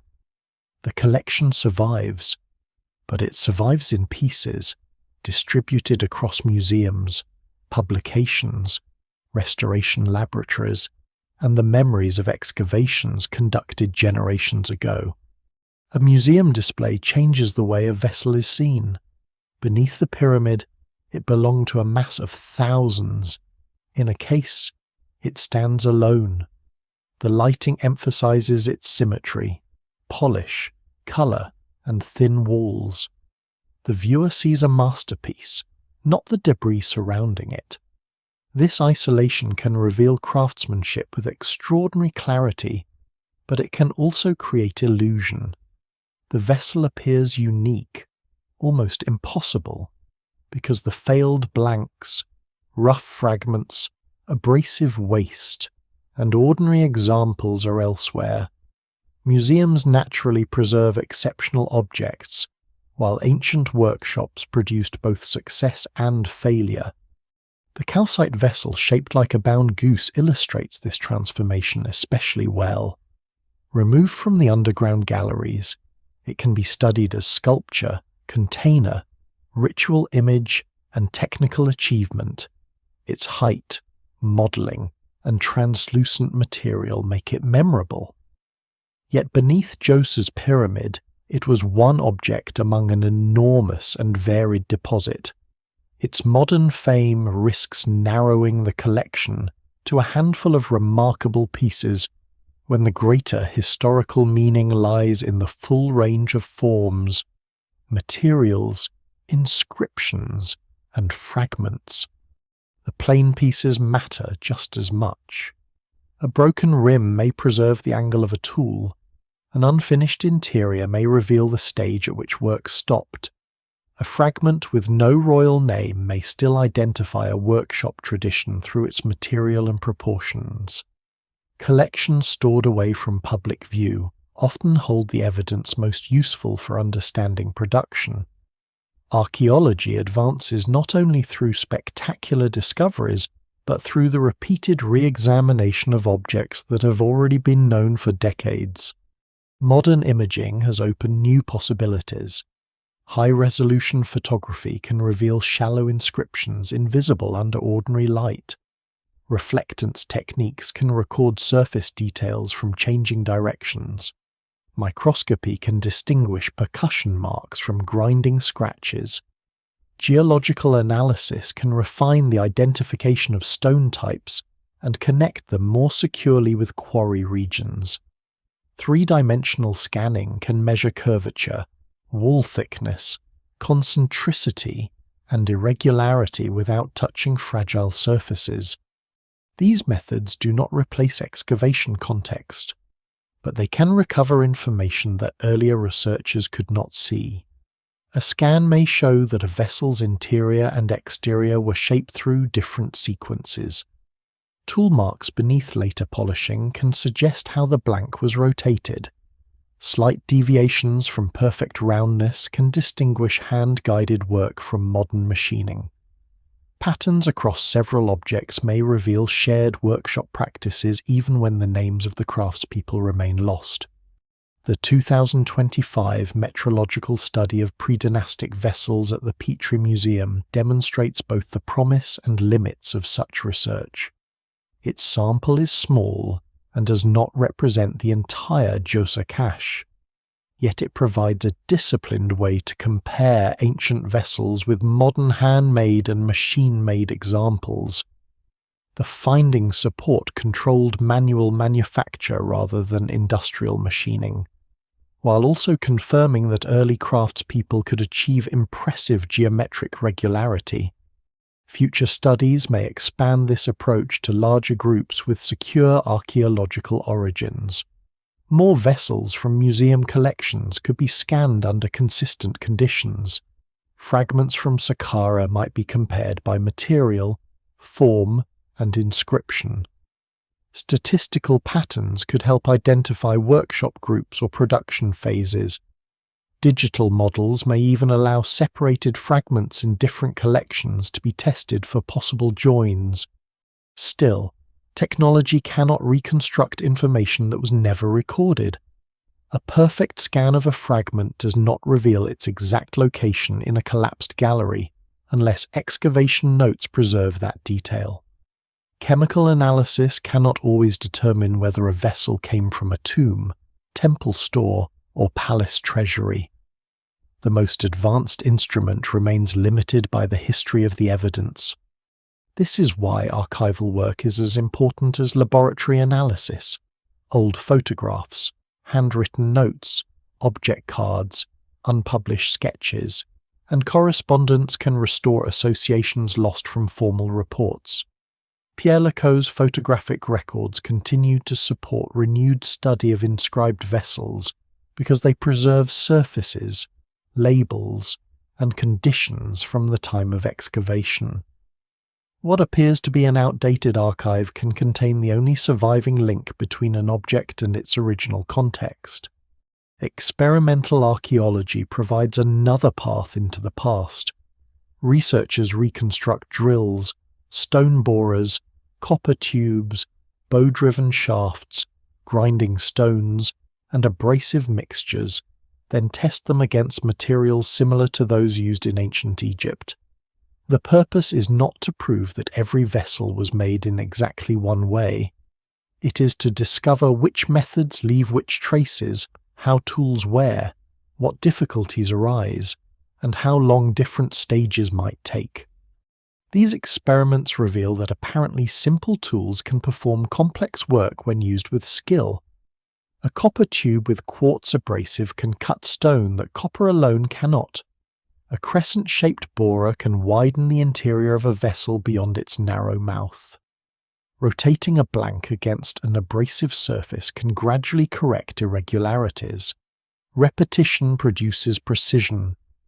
They also reveal the physical reality hidden by finished objects. Stone dust fills the air. Abrasive must be replaced constantly. Drills wander, tools wear unevenly. Surfaces must be checked again and again. A moment of excessive pressure can destroy days of work. Ancient craftsmanship becomes more impressive when understood through these difficulties, not less. The lessons extend beyond stone vessels. They show how ancient technology often depends on systems rather than isolated inventions. Quarrying, transport, tool production, abrasive supply, workshop training, measurement, administration, and food distribution all contribute to the final object. Searching for one lost machine misunderstands the achievement. The real machine is the organized society surrounding the craftsman. The Djoser vessels have also become part of a larger debate over how ancient people are imagined. Claims of impossible precision often assume that early societies were incapable of sustained technical learning. When an object exceeds that expectation, explanation is sought in vanished civilizations, unknown energy sources, or lost industrial tools. Yet the archaeological record shows a long development of stoneworking before the Third Dynasty. The vessels are extraordinary, but they are not isolated from Egyptian history. Their forms can be traced through pre-dynastic cemeteries, early dynastic tombs, quarry networks, workshop debris, and changing elite customs. Their tools leave marks comparable with experimental results. Their inscriptions connect them to royal institutions. Their accumulation beneath Djoser's pyramid fits the growing administrative power of the early state. The mystery lies within history, not outside it. What the vessels ultimately reveal is a civilization learning to preserve power through material permanence. Stone outlives the food it holds, the hand that polishes it, and the ruler whose name is cut into its surface. Djoser's officials understood this durability, even if their precise intentions remain hidden. By gathering thousands of vessels beneath the pyramid, they created an unintended record of earlier Egypt, its quarries, workshops, courts, ceremonies, administrative systems, and royal transitions. The deposit remains unanswered because its scale exceeds any one explanation. It may contain funerary equipment, ancestral relics, temple property, reclaimed grave goods, surplus inventory, damaged sacred objects, and political inheritance. These categories can coexist. The collection may have formed through repeated decisions rather than one royal command. That uncertainty is not a failure of archaeology. It is an accurate reflection of the past. Human institutions rarely act for one reason, and objects rarely follow a single path. The vessels beneath Djoser's pyramid accumulated meaning as they moved. Their final burial joined histories that had begun in different quarries, workshops, palaces, temples, and tombs. Today they remain divided between galleries, museums, publications, digital scans, and storage rooms. Yet taken together, they still form one of the richest material records of early Egyptian kingship. They show that the first pyramid did more than introduce a new kind of monument. It gathered an older world beneath it. The step pyramid rises over Saqqara as the beginning of Egypt's pyramid age. Deep below, the vessels preserve what that beginning required centuries of earlier experimentation, labor, administration, and memory. The monument looks like a sudden revolution only from a distance. Beneath its stones lies the evidence that revolutions are often built from accumulated pasts. The desert becomes quiet again when the excavators leave. Above the plateau, the step pyramid keeps its 6 uneven stages against the pale sky. Its edges have softened under wind and time, but the shape still carries the ambition of the people who raised it. Beneath it, the galleries remain dark, even where their contents have been removed. Empty spaces preserve the outline of an ancient decision whose meaning was never written down clearly enough for later ages to recover. The vessels now stand elsewhere. Some rest behind glass. Some remain in storage trays, numbered and wrapped. Some survive only as drawings, photographs, or fragments carrying a few signs from a king whose face is unknown. They no longer hold oils, wine, pigments, or offerings. Instead, they hold questions. Their makers expected stone to endure, and stone has done so. The hands have vanished. The workshops are dust. The officials who counted the vessels and ordered their movement have left no complete explanation. Even the rulers named upon them are often little more than sequences of symbols. Yet the objects remain, quietly resisting disappearance. Human stories rarely survive whole. Time removes voices first, then gestures, then reasons. It leaves walls without roofs, names without biographies, tools without instructions, and objects far from the lives that gave them meaning. Archaeology gathers these pieces carefully, knowing that reconstruction will always contain uncertainty. Perhaps that is why the cache beneath Djoser's pyramid feels so compelling. It is not merely large. It is a memory whose order has been broken. Thousands of vessels once belonged to separate moments and separate people, then were drawn together beneath a monument built to deny the ordinary limits of life. Their final arrangement collapsed, but their presence survived. Across more than 4,000 years, the polished stone still catches light. A curve shaped by an unnamed worker remains visible. A royal name remains legible. A fragment still carries the colour of a distant quarry. And beneath the oldest pyramid, where Egypt first raised a stone mountain toward eternity, the unanswered puzzle endures not as proof of a vanished machine, but as something quieter and more human, the trace of a civilization gathering its past, carrying it into darkness, and trusting stone to remember what people could not,